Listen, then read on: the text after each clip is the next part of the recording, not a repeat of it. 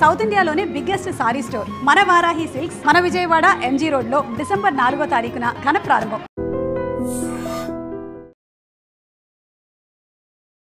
18 months తర్వాత ఇది clean chit అనేది జరిగింది. ఈ మధ్యలో చాలా స్ట్రగుల్స్ ఫేస్ చేశారు. ఒక న్యూస్ వేసేసారు, తర్వాత పాజిటివ్ వచ్చేసిందని కూడా వేసేసారు. తర్వాత నేను కాదని మొత్తుకుంటున్నా ప్రతి విషయాన్ని అవును అవును అవును అని చూపించడానికి ట్రై చేశారు. ఇదే నైల్ పాలిష్ పెట్టుకుని నేను బిర్యానీ చేస్తే దాన్ని కూడా బూతు చేసేసి ఎప్పుడుదో పాత వీడియో ఇప్పుడు నేను ఇంట్లోనే ఉన్నానని నటిస్తూ పెట్టిందా అంటాడు. ఎవరో ఒక అమ్మాయి వైట్ డ్రెస్ వేసుకుంది, ఆ అమ్మాయిని చూపించేస్తున్నారు బయటకు వచ్చిన దాంట్లో హేమా హేమా హేమా హేమా అని చెప్పేసి. ఆ అమ్మాయిని నేను కాదు అంటే అడ్డంగా దొరికిపోయి బొక్కాయిస్తున్న హేమనేస్తారు. ఓన్లీ మీరు ఆ రేవుపట్టిలో ఉన్నారనే పాయింట్ గుర్తుంది కానీ ఇప్పుడు ఈ రోజు ఇది జరిగిందని తెలియదు. నెగిటివ్ న్యూస్ ని ఎట్లా అయితే వేశారో పాజిటివ్ ని కూడా అట్లాగే జనాల్లోకి తీసుకువెళ్తే వాళ్ళకి ఒక రెస్పెక్ట్ మిగులుతుంది. ఎనీ ఛానల్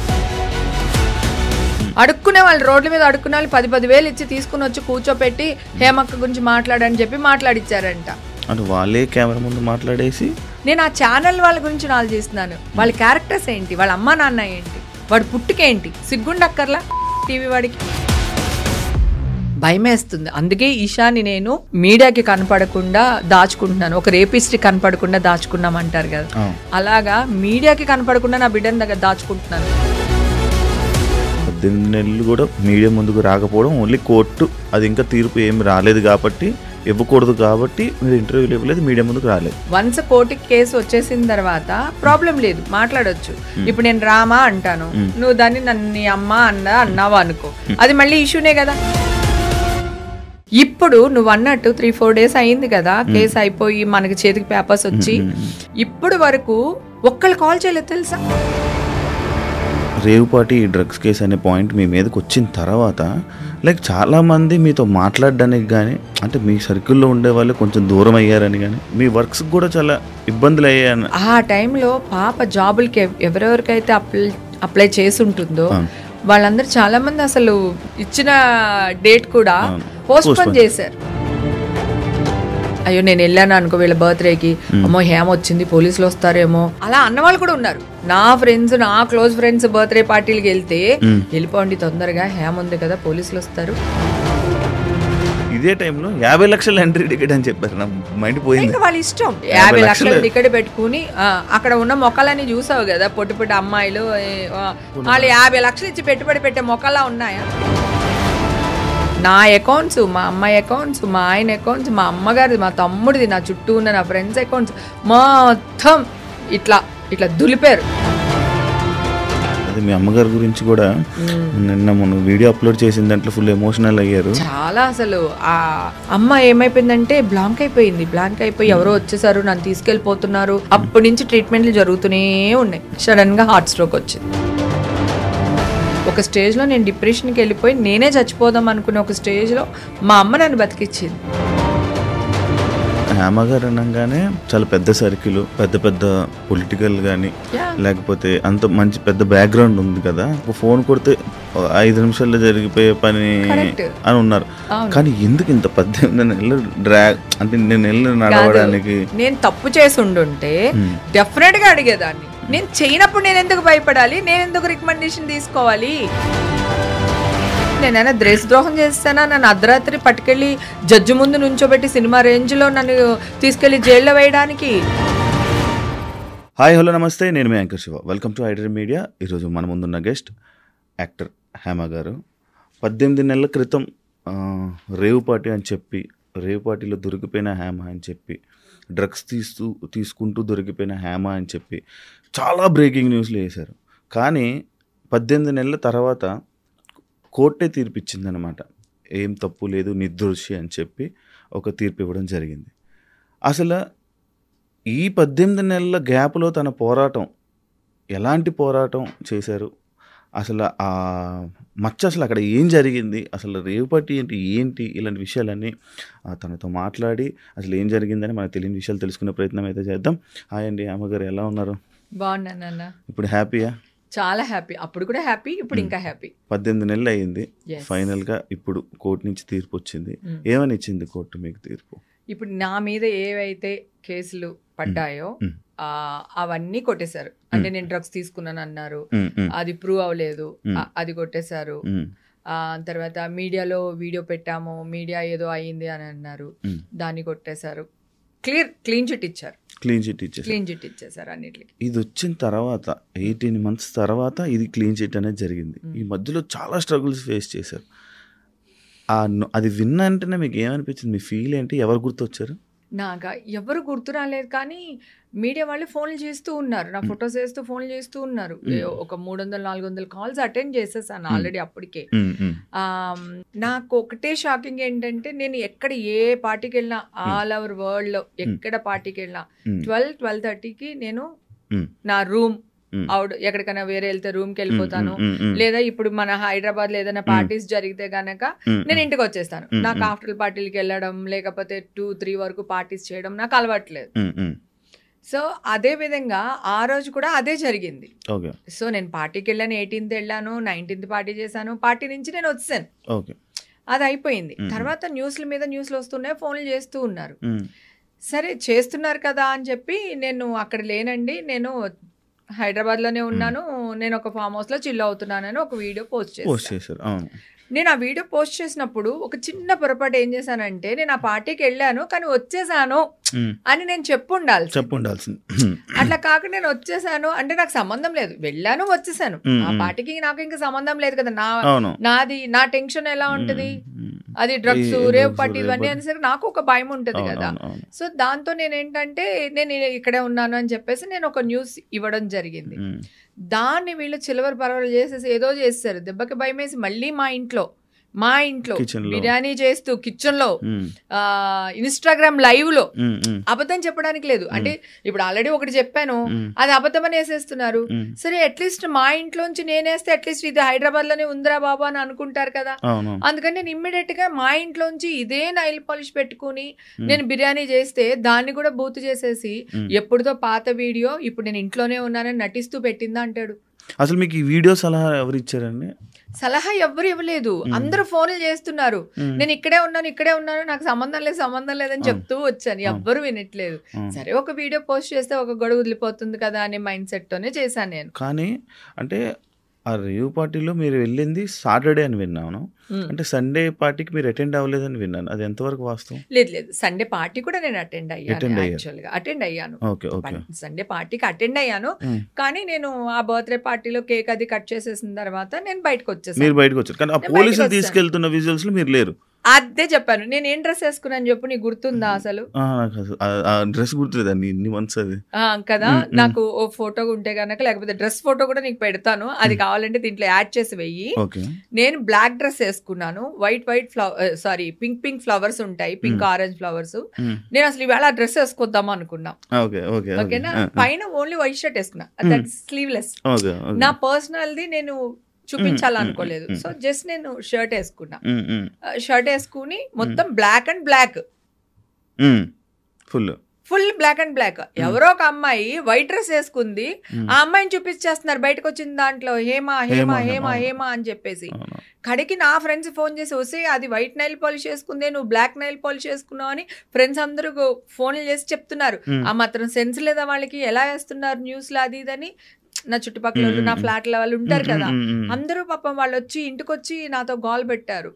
పెడితే మళ్ళీ నేను అనౌన్స్ చేశాను, ఏమంటే ఆ పిల్ల వైట్ నైల్ పాలిష్ వేసుకుంది, ఆ అమ్మాయి వైట్ డ్రెస్ వేసుకుంది, నేను బ్లాక్ డ్రెస్ వేసుకున్నాను, ఆ అమ్మాయిని నేను కాదు అంటే అడ్డంగా దొరికిపోయి బొకాయిస్తున్న హేమనేస్తారు. ఇక్కడ నువ్వు ఒకటి అబ్జర్వ్ చేసావా, ఒక న్యూస్ చేసి వేసేసారు, వచ్చిందని వేస్తారు, తర్వాత పాజిటివ్ వచ్చేసిందని కూడా వేస్తారు, ఓకేనా. ఇవన్నీ వచ్చేసినాయి. తర్వాత నేను కాదని మొత్తుకుంటున్నా ప్రతి విషయాన్ని అవును అని చూపించడానికి ట్రై చేశారు. అన్ని కనిపించలా నాకు. బ్లడ్ టెస్ట్లు నావి లేవు, వాళ్ళ దగ్గర నా శాంపిల్స్ లేవు, ఇప్పుడే తీస్తున్నారు. చెప్పారు కూడా అప్పుడు, నేను చెప్పాను నేను ఒక్కదాన్ని వెళ్ళాను నాన్న బెంగళూరు. నిజంగా నేను తప్పు చేసి ఉంటే ఒక 10 మంది రికమెండేషన్ లో లేకపోతే ఇంకొకటో లేదా లాయర్ నో ఏదో ఒకటి తీసుకుని నేను వెళ్ళేదాన్ని కదా. నేను ఒక్కదాన్ని వెళ్ళాను నాన్న బెంగళూరు, సిసిబి వాళ్ళ దానికి వెళ్తే వాళ్ళందరూ 10 మంది వచ్చారు, ఎంక్వైరీ చేశారు, అడిగారు మీరు డ్రగ్స్ తీసుకున్నారా, లేదు తీసుకోలేదు, మీరు ఎన్ని గంటలకు ఉన్నారు, ఎన్ని గంటలకు వెళ్ళిపోయారు, ఇవన్నీ అడిగారు. నేను ఇన్ని గంటలకు వచ్చాను, ఇన్ని గంటలకు వెళ్ళిపోయాను, నేను ఇది అని చెప్పేసి నేను వాళ్ళకి చెప్పాను. దాని తర్వాత మీరు తీసుకోకపోవచ్చు కానీ ఎవరైనా కలిపి మీకు ఇచ్చి ఉండొచ్చు కదా అని మళ్ళీ ఇలాంటి క్వశ్చన్లు కూడా అడిగారు. ఒక్క క్షణం డంగు అనింది నాకు. అంత పెద్ద పార్టీ కదా, ఏమో తెలియదు, తెలియదు కదా, అయ్యమ్మో అనుకుని ఆ క్షణం ఒక ఆగి వెంటనే చెప్పాను, లేదండి అక్కడ ఉన్న వాళ్ళందరూ నా బ్రదర్స్, నేనంటే చాలా ఇష్టం, చాలా రెస్పెక్ట్, నేను అందుకే అక్కడి నుంచి ఇక్కడ దాకా వచ్చాను, వాళ్ళు ఎవ్వరు అలా చేయరు, నేను తీసుకోలేదు, నేను తాగలేదు, నేను తీసుకున్నది ఇదిగోండి రెడ్ బుల్, అది నా చేత నేనే ఓపెన్ చేసుకుని తాగాను, ఎగర్ మైజర్ ఉంది, సో అది కూడా సగం బాటిల్ ఉండింది కానీ నేను దాన్ని టచ్ చేయలేదు, ఇది నేను చేసిన పని అని చెప్పేసి చెప్పాను. నా టేబుల్ మీద ఏమైతే ఉన్నాయో అన్ని అడిగారు, అవన్నీ చెప్పాను, ఎన్ని గంటలకు లోపల వచ్చాను, ఎన్ని గంటలకు బయటకు వెళ్ళాను, అన్ని ఎంక్వైరీ చేశారు, అన్ని నేను క్లియర్ కట్గా నేను చెప్పాను. ఓకే, ఇందాక మీరు అడిగేదానికి బిర్యానీ వాళ్ళు చెప్తే అప్పుడు నేను హాస్పిటల్ నుంచి వచ్చేటప్పుడు నేను చెప్పాను, ఏమండి ఇప్పుడు తీస్తున్నారు నా టెస్ట్లు, మీరు ఆలోచించండి, అప్పుడు గనక నా టెస్ట్లు ఉండుంటే ఇప్పుడు మళ్ళీ సెకండ్ టైం నన్ను ఎందుకు తీశారు టెస్ట్లు, ఏం అవసరం కదా, ఎవ్వరు అడగలా. అవును కదా, హేమ చెప్పింది ఒక్క నిమిషం నేను చెప్పింది నిజమని నమ్మున్నా మన మీడియా వాళ్ళు కానీ సోషల్ మీడియా వాళ్ళు కానీ, నేను ఈ రోజు అరెస్ట్ అయ్యేదాన్ని కాదు. అయితే నేను చెప్పిన దాన్ని కూడా ఓవర్ యాక్టింగ్ చేస్తున్నాయేమో నేను కొంచెం స్ట్రాంగ్గా చెప్పాను, ఒరే ఫేక్ న్యూస్లు వెయ్యకండి రా, నా టెస్ట్లు వీళ్ళ దగ్గర లేవు, నా శాంపిల్ లేవు, ఇవి ఇప్పుడే తీస్తున్నారు, ఇదిగో ఇప్పుడే ఇచ్చి వస్తున్నాను అని చెప్పాను. దాన్ని వీళ్ళందరూని ఓవర్ యాక్టింగ్ చేస్తున్న హేమ, బుకాయిస్తున్న హేమ, అరుస్తున్న హేమ అనేసరికి జనాలందరూ ఓ ఇది అరుస్తుంది, ఇది దెబ్బలాడుతుంది, దాని మీదకి వెళ్ళిపోయారే తప్ప ఫ్రస్ట్రేషన్ లో చెప్తుంది అనుకున్నారు. చెప్తుంది దొరికిపోయి ఈ లేసన్ న్యూస్లకి దొరికిపోయి, ఎందుకంటే నేను బయటకు వచ్చిన వీడియో కూడా వేస్తారు కదా, ఏది ఆ తెల్ల డ్రెస్ వేసుకున్న అమ్మాయిని చూపించేసి ఇదిగో బయటకు వచ్చింది, ఇదిగో బయటకు వచ్చింది, ఇదిగో పులి, ఇదిగో పులి, ఇదిగో పులి అంటే అదిగో తోక అంటాం కదా. సో ఆ రేంజ్ లో వీళ్ళు చేసేసారు జనాల్ని కూడా. నేను చెప్పింది ఏది కూడా ఎందుకంటే వింటారనుకో, అప్పుడు వాళ్ళు వేసిన న్యూస్ ఫేక్ న్యూస్ అవుతుంది. ఆల్రెడీ చెప్తున్నాను కదా, fake news fake news fake news అంటున్నాను కదా నేను. వాళ్ళకి దాన్ని కళ్ళకి గంతలు కట్టినట్టు చేస్తారు జనాలకి. అంటే చాలా విషయాలు, ఇది ఒక విషయం అనే కాదు, చాలా మంది యాక్టర్ల మీద ఏదైనా నెగిటివ్ వచ్చినప్పుడు చాలా న్యూస్ అనేది పెద్ద స్ప్రెడ్ అవుతుంటుంది. కానీ ఇదంతా లేదు, అలాంటిది ఏం లేదు అని క్లియర్ అయిపోయిన తర్వాత దాని గురించి చేయడం మానేశారు. అంటే ఎగ్జాంపుల్ మీదే ఒక 3 days 4 days అవుతుంది మీద వచ్చి, కానీ ఇప్పటికి ఎవరికి తెలీదు, ఓన్లీ మీరు ఆ రేవుపాటిలో ఉన్నారనే పాయింట్ గుర్తుందే కానీ ఇప్పుడు ఈ రోజు ఇది జరిగిందని తెలియదు. మరి దానికి మీరు ఫీల్ అవ్వట్లేదు, దాని మీద మళ్ళీ అవతల వాళ్ళ మీద ఏమి యాక్షన్ తీసుకోవట్లేదు? లేదు, నేను 100% యాక్షన్ తీసుకుంటాను. నేను ఇప్పుడు ఆల్రెడీ నేను మంచితనంగా అపాయింట్మెంట్ కావాలి అన్నాను, వాళ్ళు ఎవరు అంట ఆ పర్సన్ తో మాట్లాడాను, నాకు ఇలా అపాయింట్మెంట్ కావాలి అంటే నిన్న ఆయన ఆఫీస్కి రాలేదు, సో సండే ఏదో రాలేదు, ఈ వేళ వస్తారు మేడం, వస్తే గనక మేము మీకు చెప్తాము అని అన్నారు. వాళ్ళు ఇంతవరకు నాకేం చెప్పలేదు. సో ఓకే, తర్వాత నెంబర్ ఒకటి ట్రై చేస్తున్నాను, అది దొరికితే ఆయనతో మాట్లాడతాను, ఆయన అపాయింట్మెంట్ తీసుకుంటాను. ఇప్పుడు మీన్ వెల్ ఈ 2-3 రోజులే నా దగ్గర టైం ఉంది. ఇవాళ రేపు ఎల్లుండి మళ్ళీ నేను మా అమ్మ దగ్గరికి వెళ్ళాలి. 11th డే ఈ మధ్యనే కదా కాదు, అయితే 11th డే ఉంది. అది దాని నుంచి వచ్చిన తర్వాత అందరూ మంచిగా రియాక్ట్ అయ్యి నెగిటివ్ న్యూస్ ని ఎట్లా అయితే వేశారో పాజిటివ్ కూడా అట్లాగే జనాల్లోకి తీసుకువెళ్తే వాళ్ళకి ఒక రెస్పెక్ట్ మిగులుతుంది. ఎన్ని ఛానల్ వాళ్ళకి కూడా అరే పాపం అప్పుడు ఏం చేసినా పాపం మా పిల్లకి న్యాయం చేశారా అని ఒక మంచి ఇది కానీ వీళ్ళందరికీ వెళ్తుంది. ఎందుకంటే వీళ్ళందరూ బాగా వేస్తారు, నా వాయిస్లు రికార్డ్ చేసేసేసారు, నేనేం మాట్లాడితే అది వేసేస్తున్నారు. నా ఫ్రెండ్స్ అందరూ ఏమో ఏమేమి మాట్లాడికే, నువ్వేం మాట్లాడినా వాళ్ళు బూత్ చేసేస్తున్నారు, నువ్వు అసలు మాట్లాడుకు ఫోన్లు ఎత్తక అంటున్నారు. నాకు ఇష్యూలో ఉన్నాడప్పుడు నాన్న 500-600 ఫోన్లు అటెండ్ చేశాను నాన్న. నేను లేనురా బాబు, ఎందుకంటే ఒక ఫోన్ ఎత్తకపోయినా నా ఫోన్ ఎత్తలేదు, అది అక్కడే ఉంది అంటాడేమో అని భయానికి ఎత్తేదాన్ని. ఇప్పుడు నువ్వు అన్నట్టు 3-4 days అయింది కదా కేసు అయిపోయి మనకి చేతికి పేపర్స్ వచ్చి, ఇప్పుడు వరకు ఒక్కళ్ళు కాల్ చేయలేదు తెలుసా. హేమగారు క్వాష్ అయిందంట కదండి, కొట్టేశారంట కదా కేసు, వెరీ గుడ్ అండి, ఏంటండి అని చెప్పి, లేకపోతే ఒకసారి ఛానల్కి వస్తారా, లేకపోతే ఒక బ్రేకింగ్ న్యూస్ వేద్దాం, లేదంటే అట్లీస్ట్ కింద స్క్రోలింగ్ అయినా వేద్దాం, ఏమీ లేదు. అంటే మంచిని తీసుకెళ్లారు జనాల్లోకి, వీళ్ళు నెగటివ్ని స్ప్రెడ్ చేస్తున్నారు. అది ఎంతవరకు న్యాయం? అంటే ఛానల్స్ ఉన్నదే మంచి కోసం కదా, మంచి చేయాలి, జనాలు చైతన్యవంతుల్ని చెయ్యాలి, డ్రగ్స్ అనేది నిర్మూలించాలి కదా. ఎలా నిర్మూలించాలి? అమాయకులను తీసుకొచ్చేసి వాళ్ళ మీద న్యూస్ వేసి ఆమె ఇంత అందంగా ఉండడానికి డ్రగ్స్ కారణం అని ఎవడన్నా అనుకున్నాడు అనుకో, మాట వరుసకి ఆడొక డ్రగ్ ఎడిట్ అయిపోతాడా నా కోసం? అవునా? హేమకి ఇంత ఎలా మాట్లాడుతుంది, ఇంత హుషారుగా ఉందంటే ఒకవేళ అదే కారణం అనుకుంటే ఇంకొక అమ్మాయి అలా అయిపోద్ది కదా కదా. వీళ్ళు అది చూపించినప్పుడు ఇంత సఫర్ అయ్యారు హేమ గారు దీంట్లో ఉండడం వల్ల. మీరందరూ జాగ్రత్తగా ఉండండి, ఇప్పుడు ఆవిడ మంచిదని లేకపోతే కేసు కొట్టేశారని ఒక మంచి న్యూస్ వేస్తే ఎంత బాగుంటుంది అసలు. ఇప్పుడు నేను అడిగాను కానీ ఆయన అడుగుతాను, టీవీ వాళ్ళు వీళ్ళు నేను అమ్మ దగ్గరికి వెళ్ళి 27 నాకు ఉంది ఫంక్షన్, అది అయిపోయి 28కో 29కో నేను ఇక్కడికి వచ్చేస్తాను. ఈ లోపల అందరూ రియాక్ట్ అయితే పర్వాలేదు, నేను ఎవ్వరూ రియాక్ట్ అవ్వలేదు అనుకోండి, నేను బెదిరించట్లేదు కానీ నేను వెళ్ళి ధర్నా చేస్తా, 100% ధర్నా చేస్తా. నేను మంచిగానే ట్రై చేస్తున్నా. ఇప్పుడు మీడియా వాళ్ళు నాకు కావాలి, నేను మీడియా వాళ్ళకి కావాలి. ఈవేళ నేను రేపు రాజకీయాల్లోకి వెళ్ళొచ్చు, నేను టీటీడీ బోర్డు మెంబర్ గా ట్రై చేయాలని అనుకుంటున్నా ఇన్ ఫ్యూచర్. ఓకేనా? ఇప్పుడు నా మైండ్ అంతా చిల్లి మూడ్ లో ఉంది, సో నన్ను ఎంజాయ్ చేయాలి, ఈ మూడ్ లో ఉన్నాను. రేపు రాజకీయంగా ఎదగాలి నేను. ఇప్పుడు ఈ న్యూస్లు ఇవన్నీ ఉండి నేను మీడియా వాళ్ళతో గొడవ పడితే నాకు ఎప్పటికైనా ప్రాబ్లమే కదా. నేను లేకపోతే మీడియా వాళ్ళు ఉండరు, మీడియా వాళ్ళు లేకపోతే నేను మీన్స్ సెలబ్రిటీస్ కదా. రాజకీయ నాయకులు సెలబ్రిటీస్ లేకపోతే అసలు న్యూస్ ఛానల్స్ మూతేసుకోవచ్చు హ్యాపీగా. మొన్న ఇప్పుడు ఇందులోనే వచ్చింది కూడా, నేను అది చూసా. లైక్ పొలిటికల్ గానీ సినిమా ఇది కానీ ఇది లేకపోతే మీడియాకి సగం కంటెంటే డౌన్ అవుతుంది. లేదు, నిజంగా కూడా లేదు. అలాగే మాకు పబ్లిసిటీ కావాలన్నా, మేము ఏదైనా ఒక మంచి పని చేసేది ప్రజల్లోకి వెళ్ళాలన్నా కూడా మీడియా మాకు సపోర్ట్ కావాలి. సో మేమెంత అవసరం మాకు మీరు అంత అవసరం. కానీ మీరు ఫేక్ న్యూస్లు నెగిటివ్ న్యూస్లు చేసినంత పబ్లిసిటీ ఒక మంచిని చేయలేకపోతున్నారు. అవును. యాక్చువల్లీ నాకు ఒక డౌట్ ఉంది. అంటే ఈ రేవుపాటి డ్రగ్స్ కేసు అనే పాయింట్ మీ మీదకి వచ్చిన తర్వాత లైక్ చాలామంది మీతో మాట్లాడడానికి కానీ, అంటే మీ సర్కిల్లో ఉండే వాళ్ళు కొంచెం దూరం అయ్యారని కానీ, లేకపోతే మీతో మాట్లాడడానికి ఇబ్బంది పడ్డారు అంటే, చాలా మీ వర్క్స్ కూడా చాలా ఇబ్బందులు అయ్యాయన్న. అవును.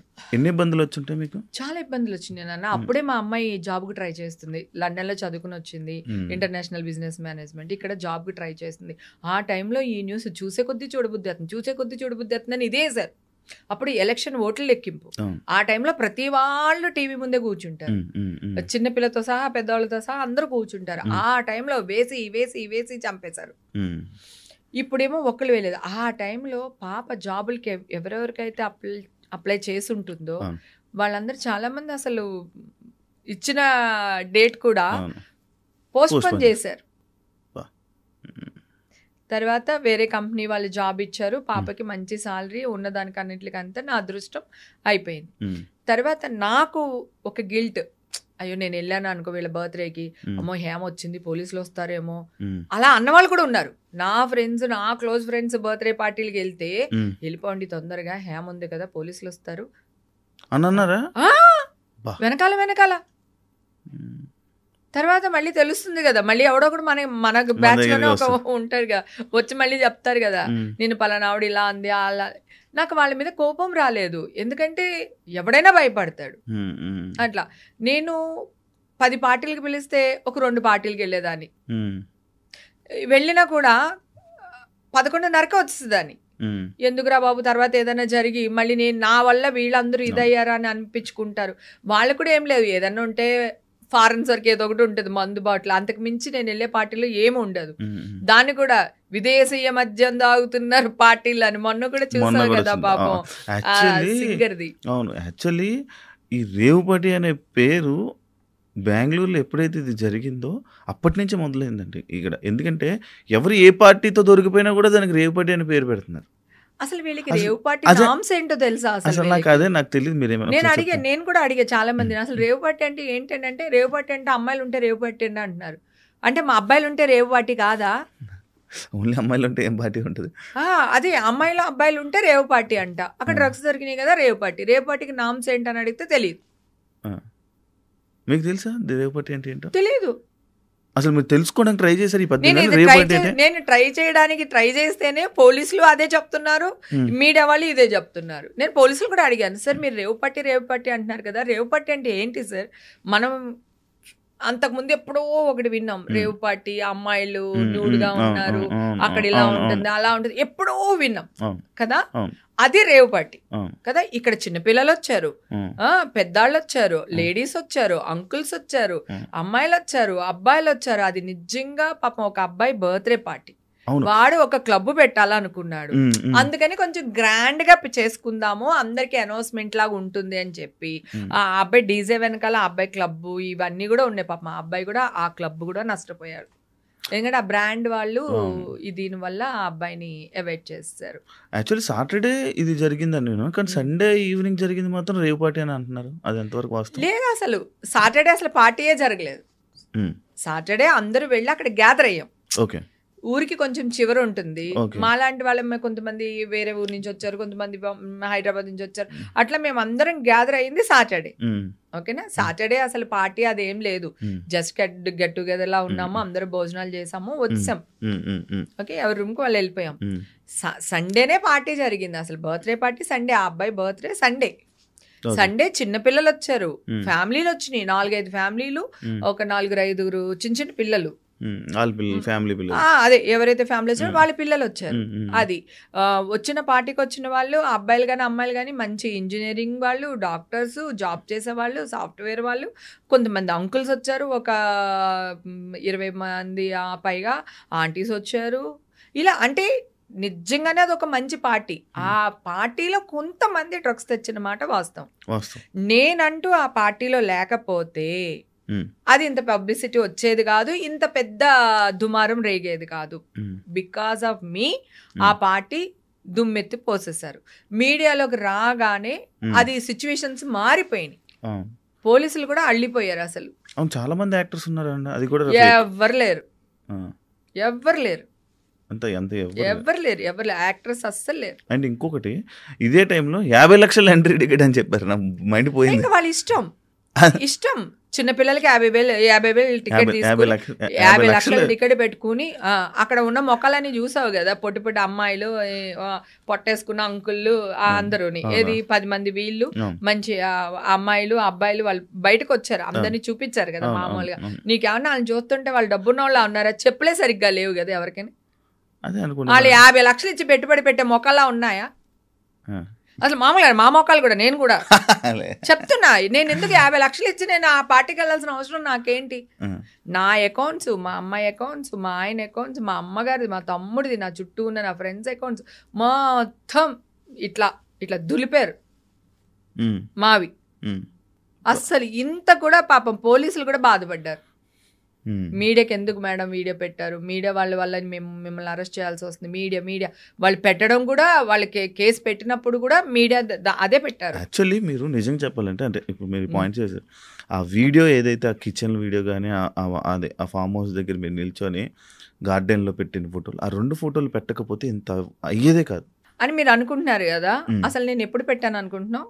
అది జరిగిన ఈవినింగ్కే నెక్స్ట్ డేగా పెట్టారు అది కదా. ఈ లోపల నా పేరు, నా ఫోటోలు అన్ని వచ్చేసినాయి కదా. నా మామూలుగా సినిమాలో యాక్ట్ చేసిన ఫోటోలు పెట్టేసి హేముంది అని వేసేసారు కదా సాయంత్రం వరకుని. అందరూ అలాగే అనుకుంటున్నారు. కాదు, నేను మీ వీడియో పెట్టలేదు, నేను మధ్యాహ్నం 1 గంటకు 2 గంటలకు పెట్టాను నేను వీడియో. అవును, మధ్యాహ్నం అది జరిగిన తర్వాత మధ్యాహ్నం అప్పుడు పెట్టారు, అప్పటికి పెట్టాను నేను వీడియో. పెట్టకుండా అప్పుడు నేను పెట్టకపోయినా వాళ్ళు వేసేసారు కదా న్యూస్. నా ఫోటోలు పోలీసులు ఫోటోలు రిలీజ్ చేశారు అన్నాడు, ఇంకెవడో రిలీజ్ చేశారు. అసలు ఒక ఎంక్వైరీ జరుగుతుంటే అక్కడ పోలీసులు ఏ పోలీసు నా ఫోటో వేస్తాడు? అదే కదా నేను అన్న జాఫర్ దాంట్లో కూడా అడిగాను కదా, ఏ పోలీసు నా పేరు అనౌన్స్ చేశారు, ఎవరు ఏ పోలీసు నా ఫోటో ఇచ్చారు చెప్పండి అని అడిగాను కదా నేను. ఎవడు మాట్లాడలేదే. నేను అరిచాను కదా, నేను మాట్లాడాను, జాఫర్ ఇంటర్వ్యూలో మాట్లాడాను, నా ఇంటర్వ్యూలో మాట్లాడాను. ఏ పోలీస్ ఆఫీసర్ ఇచ్చాడు? ఇప్పుడు ఈ రూమ్ లో ఒక క్రైమ్ జరిగింది. ఈ క్రైమ్ జరిగినప్పుడు, ఎంక్వైరీ జరుగుతున్నప్పుడు, ఇన్వెస్టిగేషన్ జరుగుతున్నప్పుడు ఫొటోస్ అసలు బయటికి ఎందుకు ఇస్తారు పోలీసులు?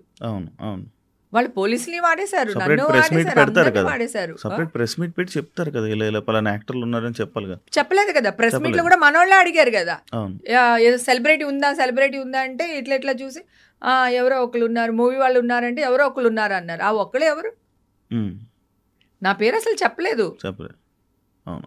నేను అది కూడా వేసి చూపించాను కదా జాఫర్ దాంట్లో. అవును అవును. ఆ ప్రెస్ మీట్ కూడా వేసి చూపించాను నేను. ఆ అమ్మాయి నైల్ పాలిష్ చూపించాను, ఆ అమ్మాయి డ్రెస్ చూపించాను. వీళ్ళు ఒక ఫేక్ న్యూస్ వేసేసారు. ఇప్పుడు దాన్ని నిజం చేయాలి. ఇంకా నేను ఏం చెప్పని వినలేదు, ఏం చెప్పని వినలేదు. అసలు నిజంగా అరెస్ట్ చేస్తారని తెలుసుంటే నేను ఒక్కదాన్ని ఎందుకు వెళ్తాను, ఒక పాయింట్ ఆలోచించిన ఒక్కదాన్ని వెళ్ళా నేను. నాకు ఫీవర్, వైరల్ ఫీవర్, ఆ 2 రోజులు వెళ్ళకపోవడానికి రీజన్ నేను నోటీసులకి రిప్లై ఇవ్వలేదని నన్ను అరెస్ట్ చేశానని చెప్పారు పోలీసులు. మళ్ళీ నా దగ్గర నేను వాళ్ళకి అన్ని నా ఫోన్లోనే ఇచ్చాను నేను. సార్ నాకు ఇలా ఉంది, ఒంట్లో బాగాలేదు, ఇదిగో నేను సిలన్ ఎక్కిస్తున్నారు, ఇగో ఈ మెడిసిన్ తీసుకుంటున్నాను, నాకు 2 days టైం ఇవ్వండి నేను వస్తాను అంటే వీళ్ళు పోలీసులు వెళ్ళి మన మీడియా వాళ్ళు వెళ్ళి పోలీసులు అందరినీ ఎన్ని లక్షలు తీసుకుని హేమ గారిని అరెస్ట్ చేయకుండా వదిలేశారని అడిగారంట. ఎంత ప్రెషర్ చేశారో తెలుసా పోలీసులు. నాకు బెయిల్ ఎలా వచ్చిందో తెలుసా? చెప్పండి. ఒక కోర్టులో ఎప్పుడు కూడా ప్రీవియస్ తీర్పులు ఉంటాయి, అవి రెఫరెన్స్ గా పెట్టి అడుగుతూ ఉంటారు. ఈ కేసుకి ఇట్లా అప్పుడు ఇలా జరిగింది ఇలా అని ఉంటాయి కొన్ని. దాంట్లో ఒక అతను, ఒక చాలా పెద్ద లాయర్, అడ్వకేట్, అన్ని కేసులు గెలిచాడంట, ఒక్క కేసు ఓడిపోయారంట. ఆ పాయింట్ నా ముందరే లాయర్ వాదిచ్చి నాకు బెయిల్ తెప్పించారు. సో చెప్పారు, అది పెట్టి జడ్జి గారికి ఆ పేపర్స్ ఆ పాయింట్లన్నీ పెట్టి ఆ ప్రీవియస్ జడ్జిమెంట్ది కాపీ ఇచ్చి ఆయన అడిగారు అనమాట. ఇట్లా ఒక కేసు ఓడిపోయారు ఎందుకు అని లాయర్ని అడిగారంట. ఓడిపోయిన తర్వాత అడ్వకేట్ గారిని అడిగితే, నాకు న్యాయానికి నాకు జరిగే యుద్ధంలో అయితే నేనే గెలిచేవాడిని, ఇక్కడ మీడియాకి న్యాయానికి జరిగిన విషయంలో మీడియా ఇన్వాల్వ్ అవ్వడం వల్ల నేను ఈ కేసు ఓడిపోయాను అన్నారంట. అలా కూడా ఓడిపోతారా? మరి ఏం చేస్తారు ఇప్పుడు మీడియా వాళ్ళు? ఏం చేస్తారు, ఈవిడే కండక్ట్ చేసేసింది, ఈ అమ్మాయిని ఈవిడే తీసుకెళ్ళిపోయింది, అదే ఆవిడెవడో మాట్లాడి వీళ్ళెవరో మాట్లాడి మొత్తం ఇదే కదా. అడుగు తినే వాళ్ళని కూడా న్యూస్ ఛానల్లో కూర్చోపెట్టుకుని, అడుక్కునే వాళ్ళు రోడ్ల మీద అడుక్కునే వాళ్ళు 10,000 ఇచ్చి తీసుకుని వచ్చి కూర్చోపెట్టి హేమక్క గురించి మాట్లాడని చెప్పి మాట్లాడిచ్చారంట. నాకు ఫోన్ చేస్తే నేను వాయిస్ రికార్డ్ చేసి పెట్టుకున్నాను. ఇంకా బలవంతంగా తీసుకెళ్లి 10,000 ఇచ్చారక్క, మామూలుగా అయితే 3,000 ఇస్తారక్క, ఈ విషయంలో 10,000 ఇచ్చి మమ్మల్ని కూర్చోబెట్టి మాట్లాడిచ్చారక్క, మాకు తెలియదు ఇలాగానే అదేదని. మా అబ్బాయి ఫోన్ చేశాడు, ఎక్కడెక్కడో నా అసిస్టెంట్కి ఫోన్ చేసి నెంబర్ తీసుకుని వాడు నాకు కాల్ చేశాడు. అంటే వాళ్ళే కెమెరా ముందు మాట్లాడేసి, అంటే నువ్వు డబ్బులు ఇస్తానంటే పాపం వాళ్ళ ప్రాణం ఎంత నాన్న, 10,000 వాళ్ళకి చాలా ఎక్కువ కదా. అంటే నేనేమంటున్నానంటే, నువ్వు పాపం వాళ్ళ గురించి ఆలోచిస్తున్నావు, నేను ఆ ఛానల్ వాళ్ళ గురించి ఆలోచిస్తున్నాను. వాళ్ళ స్టేచర్ ఏంటి, ఆ మనుషులు ఏంటి, సిగ్గుండక్కర్లా వాళ్ళకి? ఇట్లాగా వాళ్ళే డబ్బులు ఇచ్చి తెచ్చుకుని కూర్చోబెట్టి మాట్లాడించడం ఏంటి అసలు? నా మీద 30,000 వాళ్ళు స్పెండ్ చేశారంటే ముగ్గురు కూర్చోపెట్టి, వాళ్ళు ఎంత రేటింగ్లో సంపాదించుంటారు? వాళ్ళు ఎలాంటి వాళ్ళు అసలు? వాళ్ళ క్యారెక్టర్స్ ఏంటి? వాళ్ళ అమ్మా నాన్న ఏంటి? వాడు పుట్టుకేంటి? సిగ్గుండక్కర్లా టీవీ వాడికి? ఇలా జరిగినాయి పాపం. ఇట్లా కూర్చోబెట్టి అన్ని వేసేసరికి వాళ్ళకి నేను ఎవరో కూడా తెలియదు. కర్ణాటక పోలీసులకి నేను వచ్చిన ఆవిడ సెలబ్రిటీయా లేకపోతే మామూలు అమ్మాయా అని వాళ్ళకి ఏమి తెలియదు. వీళ్ళు న్యూస్ వేయడం వల్ల ఓ ఎవరో సెలబ్రిటీ వచ్చారు, సో సెలబ్రిటీ ఉంది అని పాపం వాళ్ళకి కూడా తెలియదు. వీళ్ళ జ్ఞానోదయం ఇచ్చారు వాళ్ళకి ఫీడింగ్. ఈ అమ్మాయి ఇలాగా అలాగా అంటే వాళ్ళకు కూడా డౌట్ వస్తుంది కదా పోలీసులకి. ఆల్రెడీ నువ్వు నేను ఒక పార్టీకి వెళ్ళాం, నువ్వు ఉండిపోయావు, నేను బయటకు వచ్చేసాను ఆ పార్టీ నుంచి. అక్కడ ఏదన్నా ఇష్యూ జరిగింది ఇలాంటిది, మనం ఇంటికి వెళ్ళిపోయిన తర్వాత కూడా వాళ్ళు పిలిపిస్తారు, పిలిపించి మనల్ని ఎంక్వైరీ చేస్తారు. ఎంక్వైరీ చేసి మీ పేరేంటి, మీరేంటి, ఏ ఊరు, ఏంటి, తీసుకున్నారా లేదా అని చెప్పి వాళ్ళకు కూడా టెస్టులు చేపిస్తారు. ఇది కామన్, ఇది జరుగుద్ది. కానీ అరెస్ట్ చేసే అంత తప్పు కాదు. ఒకవేళ నేను డ్రగ్స్ తీసుకున్నాను నాన్న, ఎందుకు అరెస్ట్ చేస్తారు? డ్రగ్స్ తీసుకుంటే నేను విక్టిమ్ని, నన్ను అరెస్ట్ చేయరు. అరెస్ట్ చేయనక్కర్లేదు, కోర్టుకి ప్రొడ్యూస్ చేస్తారు. కోర్టులో నిరూపణ అయిన తర్వాత మనం ఫైన్ కట్టుకుంటాం, లేదంటే వాళ్ళు డీహైబ్రేషన్ సెంటర్ అంటారు కదా, అక్కడికి పంపిస్తారు. డ్రగ్స్ తీసుకున్న వాళ్ళని ఫైన్ కట్టించుకుంటారు, అక్కడికి పంపిస్తారు. అసలు దీనికి సంబంధం లేదు, అసలు అరెస్ట్ చేయకూడదు. ప్లస్ మీడియా వాళ్ళు కూడా డ్రగ్స్ తీసుకున్న వాళ్ళ ఫోటోలు కానీ వాళ్ళ పేర్లు కానీ వాళ్ళని పబ్లిసిటీ చేయకూడదు. వాళ్ళు విక్టిమ్స్ కదా, వాళ్ళని కాపాడుకోవాల్సిన బాధ్యత ప్రభుత్వం మీద, సమాజం మీద ఉంటుంది. ఎవరైనా సరే అసలు ఆ విక్టిమ్ ఫొటోస్ వేయకూడదు. ఓకే ఓకే ఓకే ఓకే కానీ మొత్తం పెద్ద ఇదే అయింది కదా. అసలు చాలా చేసేసారు కదా. ఎంత నష్టపోయాను నాన్న. ఈషా గారి ఫ్రెండ్స్ దూరం పెట్టేశారు ఆ పాపని. ఆ ఉద్యోగం టైంలో తన ఇబ్బంది పడిపోయిందా, నేను నా ఫ్రెండ్స్ అందరూ ఇదైపోయారా. మా అమ్మ, మాది పల్లెటూరు నాన్న, నేను పరువు కోసం చచ్చిపోతాను. యాక్చువల్లీ అది ఇప్పుడు అడుగుదాం అనుకున్నాను. అది మీ అమ్మగారి గురించి కూడా నిన్న మనం వీడియో అప్లోడ్ చేసిన దాంట్లో ఫుల్ ఎమోషనల్ అయ్యారు చాలా. అసలు నేను అమ్మ మీద ఎన్నిసార్లు ఒట్టేసినా కూడా ఎమోషన్లో వచ్చేస్తుంది అసలు కళ్ళంటి నీళ్ళు. పాపం నేను అది కూడా చెప్పాను. నేను మా మదర్ ఇబ్బంది పడుతున్నారు, అప్పుడు కూడా వీడియో పోస్ట్ చేశాను, ఇమ్మీడియట్ గా పోస్ట్ చేశాను. అమ్మ ఏమైపోయిందంటే బ్లాంక్ అయిపోయి ఎవరో వచ్చేసారు, నన్ను తీసుకెళ్ళిపోతున్నారు, నన్ను వచ్చేయమంటున్నారు, నేను వెళ్ళట్లేదు, నేను గట్టిగా పట్టేసుకున్నాను గుమ్మాన్ని, పిచ్చి పిచ్చిగా మాట్లాడుతుంది. అసలు కాన్షియస్ లో కూడా లేదు అమ్మ. నేను హాస్పిటల్ వీడియో పెట్టినప్పుడు అమ్మ ఏదేదో మాట్లాడేస్తున్నారు. సో అమ్మ కొలాప్స్. అప్పటి నుంచి ట్రీట్మెంట్లు జరుగుతూనే ఉన్నాయి. సడన్ గా హార్ట్ స్ట్రోక్ వచ్చింది. అస్సలు అనుకోలేదు మా అమ్మని ఎంతైనా బతికించుకుందాం అనుకున్నా. మా తమ్ముడు కూడా బాగా చూసుకుంటాడు మదర్ని కోల్పోయానా. నా కూతురా, నా ఫ్రెండ్సా, నా అపార్ట్మెంట్లో వాళ్ళు నిజంగా చాలా మంచి వాళ్ళు. నా చుట్టూ నా క్లోజ్ ఫ్రెండ్స్ అందరికీ నేనేంటో తెలుసు. నేను పార్టీలు చేసే వాళ్ళకి తెలుసు ఈ పిచ్చముండ ఏంటి అనేది. అందరూ ఉన్నారు. ఒక్కటి ఏంటంటే నా అదృష్టం, నేను అయ్యో నాకు ఇంత కేసు వచ్చింది, నేను వెళ్తే వాళ్ళు ఏమనుకుంటారో, వాళ్ళ మొహమాటని పిలుస్తున్నాడు, ఇలాగే ఒక పార్టీకి వెళ్తే చెప్పాను కదా ఒక ఆవిడ ఇలా అనిందన్నాను, ఇలాగే అంటారు అని చెప్పి నేను ఇంట్లో ఉండిపోయాను. నేను ఎవరికి కాల్ చేయలేదు, ఎవరిని రికమెండేషన్ అడగలేదు. వాళ్ళంతటి వాళ్ళు కాల్ చేసి ఈషా పాపతో మాట్లాడారు. అంటే నేను ఇష్యూలో ఉన్నప్పుడు మొత్తం ఇండస్ట్రీ అంతా ఈషా, నా క్లోజ్ సర్కిల్ ఎవరున్నారు, మా హీరోలు ఎవరున్నారు, మా వాళ్ళందరూ ఈషాకి సపోర్ట్గా నుంచుని ఈషాని అట్లా ముందు పెట్టి నడిపించారు. మా ఆయనకి భయం, మీడియా ముందుకు రారు, మిగతా విషయాల్లో ఉండరు, హాస్పిటల్కి వెళ్ళాలంటే కూడా భయం దానికి, తన ఒక టైప్. సో నా కూతురు తమ్ముడు ముందుండి ఇవన్నీ నడిపించారు. వాళ్ళు ముందున్నారు, వీళ్ళందరూ వెనకాల ఉన్నారు. 5 లాయర్లు వచ్చారు నాన్న మీకు సపోర్ట్గా. ఇక్కడి నుంచి 2 వచ్చారు, అక్కడ 3 వచ్చారు లాయర్లు. తర్వాత ఒక లాయర్ని నేను అరెస్ట్ అయిన తర్వాత అప్పటికప్పుడు ఒక లాయర్ని, అక్కడ కర్ణాటక లాయర్ని అప్పటికప్పుడు మాట్లాడారు. నేను ఒక్కదానే వెళ్ళాను కదా, నేను ఒక్కదానే వెళ్ళాను. సపోర్ట్ చేయలేదా ఈ విషయంలో? అదే లాయర్లు 5 వచ్చారు అంటే వాళ్ళు సపోర్ట్ గా వచ్చినట్టే కదా నాకు.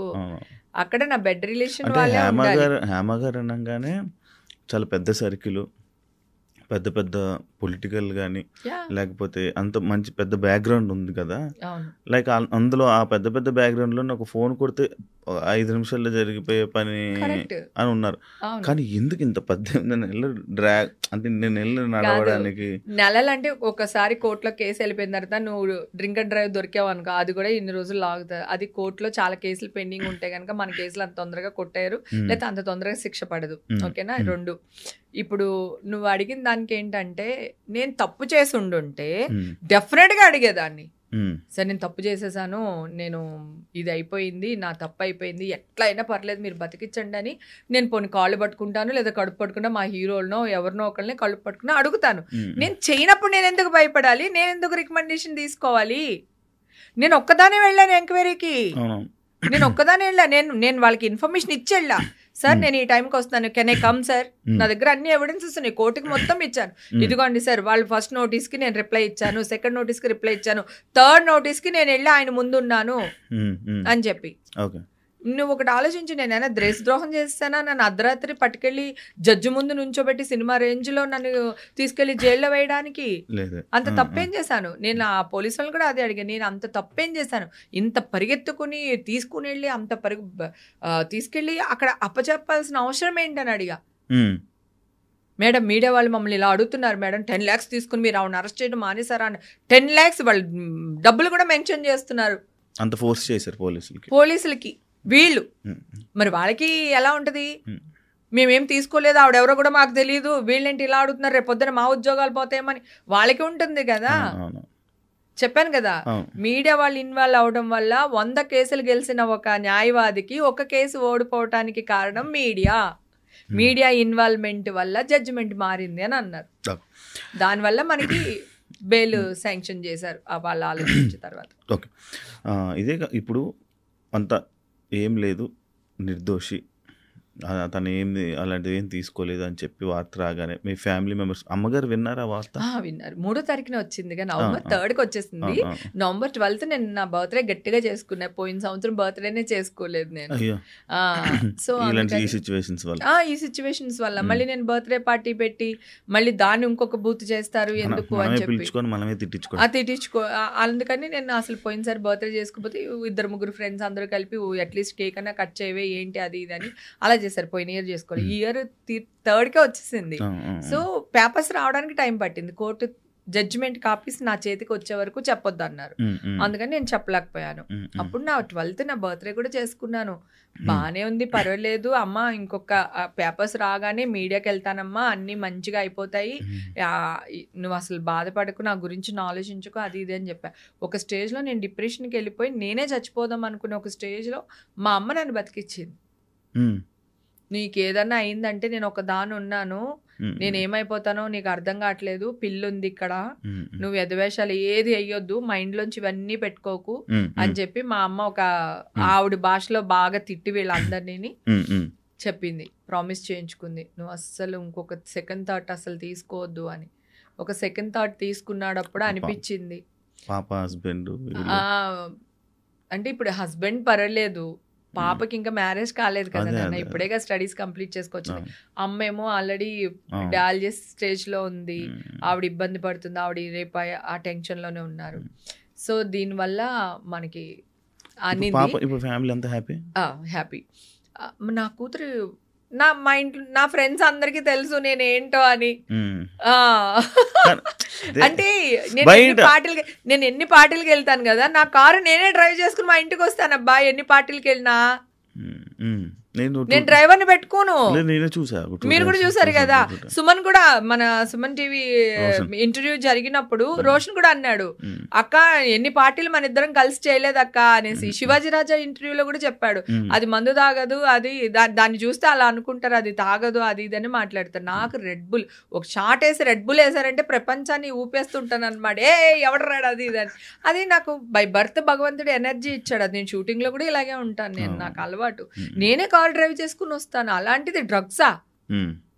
అందుకని ఎవ్వరు పట్టించుకోలేదు, నా ఫ్రెండ్ సర్కిల్ కానీ జనాలు కానీ ఎవ్వరు పట్టించుకోలేదు. ఇంకా జనాల గురించి మాట్లాడితే నేను వెళ్ళిన టెంపుల్స్ కానీ నేను వెళ్ళిన ప్లేసుల్లో కానీ పెద్దవాళ్ళు ఉంటారు, అంటే పెళ్ళిళ్ళు, ఎంగేజ్మెంట్స్ ఇలాంటి వాటికి వెళ్తాం కదా, అక్కడ అందరు ఆడవాళ్ళు వచ్చేసి నా చేతులు ఇట్లా పట్టేసుకుని, కొంతమంది ఇలా బుగ్గలు గిల్లేసి, నువ్వు ఫైటర్, నువ్వు ఫైట్ చేయి, మేమందరం నీ వెనకాల ఉన్నాము, నువ్వు తప్పు చేయవని మాకు తెలుసు, నువ్వు అస్సలు వెనక తిరగొద్దు, ఇలాంటి మీడియా వాళ్ళు కొన్ని లక్షల మంది వచ్చినా సరే నువ్వు అసలు అలాగే నిలబడు, నీ వెనకాల మేమున్నాం, మేము కనపడకపోవచ్చు, మా బ్లెస్సింగ్స్ నీతో ఉంటాయని చెప్పి. తర్వాత హోమాలు అవన్నీ చేస్తారు కదా గుళ్ళో, అక్కడ తుడవడానికి పెద్ద మొత్తం వీళ్ళందరూ పెట్టుకుంటారు కదా, వాలంటీర్లుగా వచ్చి చేస్తూ ఉంటారు. అలాగే తిరుపతిలో కూడా వాలంటీర్స్ వస్తూ ఉంటారు, బ్లూ కలర్ డ్రెస్ వేసుకుని ఆరెంజ్ కలర్ కట్టుకుంటారు. అక్కడ తిరుపతి వెళ్తే వాళ్ళందరూ, అమ్మ గుళ్ళో ఉన్నంతసేపు మేము నీ గురించినే అంటున్నాము, అన్యాయంగా నిన్ను బలి తీసుకున్నారమ్మా, నువ్వు అస్సలు భయపడకు, మేమందరం ఉన్నామని. పెళ్లిళ్ళకి వెళ్తే ఇక్కడ, గుడికి వెళ్తే అలాగా పెద్దవాళ్ళు అనమాట, వయసులో పెద్దవాళ్ళు, నాకంటే చిన్నోళ్ళు అందరూని. సో ఇంత మంది నమ్మలేదు, అంటే ఇంత పెద్ద న్యూస్ వేసినప్పుడు నన్ను తీసి పక్కకు పెట్టేయాలి. నా బిజినెస్లు పాడైపోయి ఉండాలి, నేను ఈవెంట్స్ చేసుకుంటాను, ఈవెంట్స్ పాడైపోయి ఉండాలి, నా కూతురు కెరియర్ పాడైపోయి ఉండాలి, కెరియర్ పాడైపోయి ఉండాలి, నా హస్బెండ్ని పక్కన పెట్టేసి ఉండాలి, నన్ను పక్కన పెట్టి ఉండాలి. కానీ ఎవ్వరు పెట్టలేదు తెలుసా, అందరు ఫోన్లు చేశారు, అందరు మాట్లాడారు, అమ్మ ఈషా పాప నీకేం కావాలి నాన్న, నువ్వు ఒక్కదాన్ని వెళ్తున్నావు, లాయర్స్ కావాలా, ఏమన్నా మనీ కావాలా, అక్కడ కార్లు కావాలా, నీకు రూమ్స్ కావాలా, ఏం చేయమంటావు 500-600 కాల్ పాపకు వచ్చినాయి. నా సర్కిల్ నిజంగానే నా సర్కిల్ ఏం చిన్న సర్కిల్ కాదు, కాకపోతే నేను తప్పు చేస్తుంటే ఈ సర్కిల్ అంతా వాడేసేదాన్నేమో. కానీ ఈ మీడియాలో వచ్చిన వార్తల వల్ల కొంతమంది జనాలు అయితే ఇన్ఫ్లుయెన్స్ అయ్యారు, 100% అయ్యారు. ఎందుకంటే చెప్పానుగా, ఒక బర్త్డే పార్టీకి వెళ్తే నలుగురు మాట్లాడారు 100% మాట్లాడారు. అండ్ ఇదే కాకుండా 1989 నుంచి ఎప్పటి నుంచి ఉన్నారు మీరు ఇండస్ట్రీ? 88 నుంచి 1980 అప్పటి నుంచి తెలుగు ప్రేక్షకుల్ని కానీ అందరినీ ఎంటర్టైన్ చేస్తూ చాలా మంచి యాక్టర్ అని పేరు తెచ్చుకొని, అంటే ఇంత నేమ్ ఉన్న తనని ఇలాంటి విషయాలు, అంటే మీ గురించి బాగా తెలుసు, ఎన్ని సంవత్సరాలు చూశారు, కానీ ఇంత మంచి నేము, తన గురించి ఇంత బాగా తెలుసు, కానీ ఇలాగా కేసు ఇలా వచ్చింది, ఇలా డ్రగ్స్ తీసుకునే కేసులో ఇలా హేమ గారు ఉన్నారు అని అంటే మీడియాలో ఇలా న్యూస్లు వస్తే ఎందుకు బ్యాడ్ కామెంట్స్ అనేవి పడ్డాయండి? 100 న్యూస్ ఛానల్స్ ఉన్నాయి. ప్రతి దాని వెనకాల 20 వేసుకున్నా కూడా ఎన్ని వందల న్యూస్ ఛానల్ వాళ్ళు, యూట్యూబ్ ఛానల్స్ ఉన్నాయి. వాళ్ళే కదా నన్ను ట్రోల్ చేశారు. ఈ ఛానల్లో వేసిన న్యూస్ని వాళ్ళే కదా ట్రోల్ చేశారు. వాళ్ళ దగ్గర ఉన్న మనుషులే కదా వాళ్ళు పెట్టారు. జెన్యూన్ మనుషులు ఎవ్వరూ నన్ను ట్రోల్ చేయలేదు, నన్ను ఎవ్వరు అనలేదు. నేను ఎంక్వైరీ చేసుకున్నాను. నేను ప్రతి దాంట్లోని ఇవి ఉంటాయి కదా, ఐడీస్ ఉంటాయి, వీళ్ళు ఉంటారు. ఎవడు ఇప్పుడు 2 నిమిషాలు పట్టుకుంటున్నారుగా, మొన్న కూడా చిన్న దాంట్లో పట్టుకుని వేస్తారా? ఓకేనా? నీ ఐడి ఫేక్ ఐడీలు పెట్టుకొని పెట్టారు. ఎవ్వడు ఒక్కడు జెన్యూన్ లేడు. ఈ న్యూస్ ఛానల్ కింద పనిచేసే చెంచగాళ్ళు ఎవరైతే ఉంటారో వాళ్ళు చేసిన పనులు తప్ప జెన్యూన్గా ఉన్న వాళ్ళ ఆడియన్స్ ఎవ్వరూ నా మీద ఒక్క ట్రోల్ చేయలేదు. ఐ మీన్ ఒక్క మెసేజ్ కానీ వల్గర్గా కానీ ఇదిగా కానీ పెట్టలేదు. నేను ఇది కూడా అనౌన్స్ చేస్తాను కదా. నేను ఒక్కటే అన్నా, రెండోసారి డ్రగ్స్ పాజిటివ్ వచ్చిందని వేసారు. ఫస్ట్ న్యూస్ వేసారు అయిపోయింది. సెకండ్ టైము ఒకటి, టీవీలో ఒకటి, ఇద్దరే, మిగతా వాళ్ళు ఎవరు వేయలా.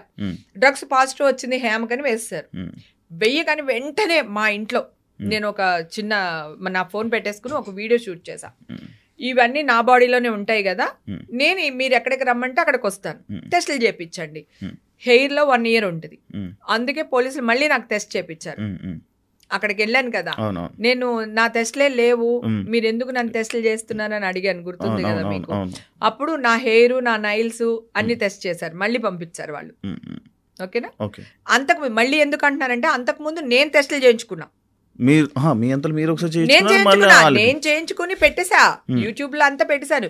ఇదిగో నేను టెస్టులు చేయించుకున్నాను, నాకు నెగిటివ్ వచ్చింది, నా టెస్టులు నమ్మొద్దు, పోలీసుల టెస్టులు కూడా నమ్మకండి, నేను మీ దగ్గరే ఉన్నాను కదా, మీరు ఎవరైనా వచ్చి నాకు టెస్టులు చేయించండి, మీకు తెలిసిపోతాయి కదా అని అన్నా. ఒక్క నిమిషం నాన్న. అప్పుడు నేను వీడియో పెట్టాను, నా బాడీలోనే ఉంటాయి కదా, ఇది ఈ కేసులు సంబంధించి నా బాడీలోనే ఉంటాయి కదా గారు, మన వాళ్ళు వీళ్ళు అలా గారు వీళ్ళందరి పేర్లు చెప్పుకుంటూ ఎవరెవరు నా మీద న్యూస్లు వేశారో, ఈ క్రైమ్ రిపోర్టర్స్ ఉంటారు కదా వాళ్ళ పేరు కూడా. అతను ఇది వరకు పుడింగ్ ఎలిమెంట్ లో కూడా నేను లేను, ఉన్నానని వేసాడు. ఓకే, అతను వేసాడు, అతనే మళ్ళీ చేశాడు. అతను అసిస్టెంట్ ఫోన్ చేశాడు నాకు, చేసి మేడం ఏమైంది మేడం అంటే, ఏమైందయ్యా నా బాడీలో ఉంటాయి కదా టెస్టులు చేయించండి, ఒకవేళ పాజిటివ్ వచ్చింది అనుకోండి నేను మీ కాళ్ళు పట్టుకుంటాను, ఒకవేళ నెగిటివ్ వచ్చింది అనుకోండి మీరేం చేస్తారు మీరే ఆలోచించండి, మీ సార్ని అడుగని చెప్పా. అసిస్టెంట్ ఫోన్ చేస్తే చెప్పా. అయితే అతను నాకు కాల్ చేశాడు. నేను ఆల్రెడీ స్క్రీన్ రికార్డ్స్ అన్ని తీసి పెట్టుకున్నాను. నేను మొత్తం 300 కాల్స్ రికార్డ్స్ ఉన్నాయి నా దగ్గర. ఇది నేను డెఫినెట్ గా కేసు గెలుస్తానని తెలుసు నాకు. సో అప్పుడు నేను వీళ్ళందరూ న్యూస్ మంచిగా వేసేస్తే గొడవలేదు, అంటే వచ్చినట్టు వేస్తే పర్లేదు, వేయకపోతే ఏం చేయాలని సెకండ్ థాట్ లో సెకండ్ ప్లాన్ కూడా రెడీ పెట్టుకుని ఉన్నాను. అతను అంటాడు, మేడం మీరు బయటకు వచ్చిన వాళ్ళ లేరు కదా మేడం అని అడుగుతున్నాడు. ఏంటి న్యూస్ వేసేసిన తర్వాత ఆ వైట్ డ్రెస్ అమ్మాయి ఏసి చూసే కొద్ది చూడబుద్ధి వస్తుందని వేస్తారు కదా, తర్వాత అడుగుతున్నాడు. ఆ వాయిస్ కూడా రికార్డ్ చేసి పెట్టాను. నేను లేననే తెలుసు, అది నేను కాదనే తెలుసు, ఎందుకంటే నేను white polish, nail polish, black dress నేను వైట్ డ్రెస్ వేయలేదు అని చెప్తున్నాను కదా. సో అప్పుడు వాళ్ళు మళ్ళీ నన్ను అడిగారు, నాకేమైనా వినిపించగలరా ఆడియోస్ ఏమైనా? వద్దులే, అవి కోర్టులో ప్రొడ్యూస్ చేయాలి. వీళ్ళు కనుక అన్ని కరెక్ట్ గా చేయకపోతే నేను కోర్టులో, కాకపోతే తీస్తే ఇలా అంటే ఇలా మొత్తం అన్ని వచ్చేస్తే ఆ మైక్ తో పాటు అది చూపించవచ్చు. వాళ్ళవన్నీ నేను స్క్రీన్ రికార్డ్ చేశాను, ఎందుకంటే నా వాయిస్ రికార్డ్ చేసి వాళ్ళు వేసేస్తున్నారు, నేనేమంటే కూడా వాళ్ళు వేస్తున్నారు.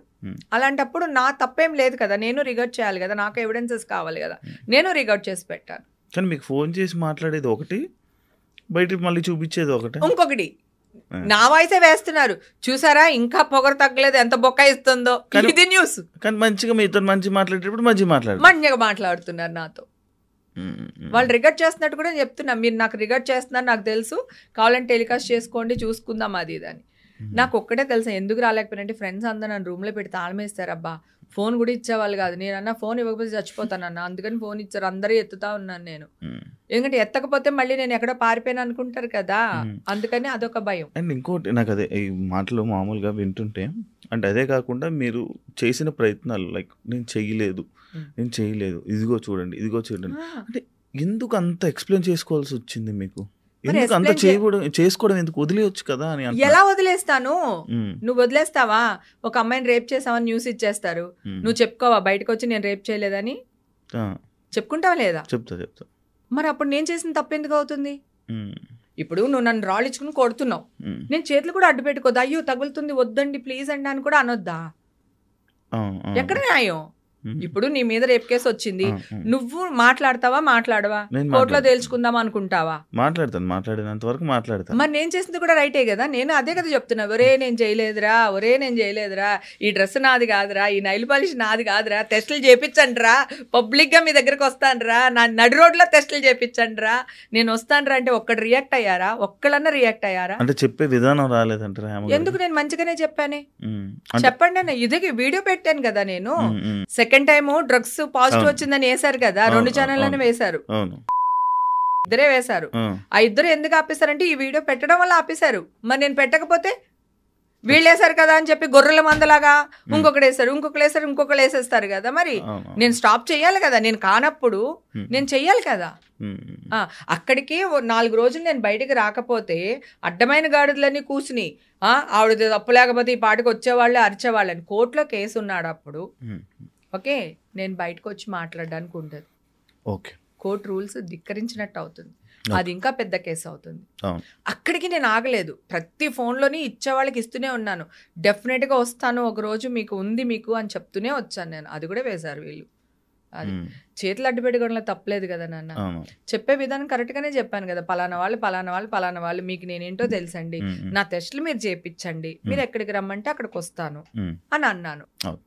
అప్పుడు న్యూస్ ఆపేశారు.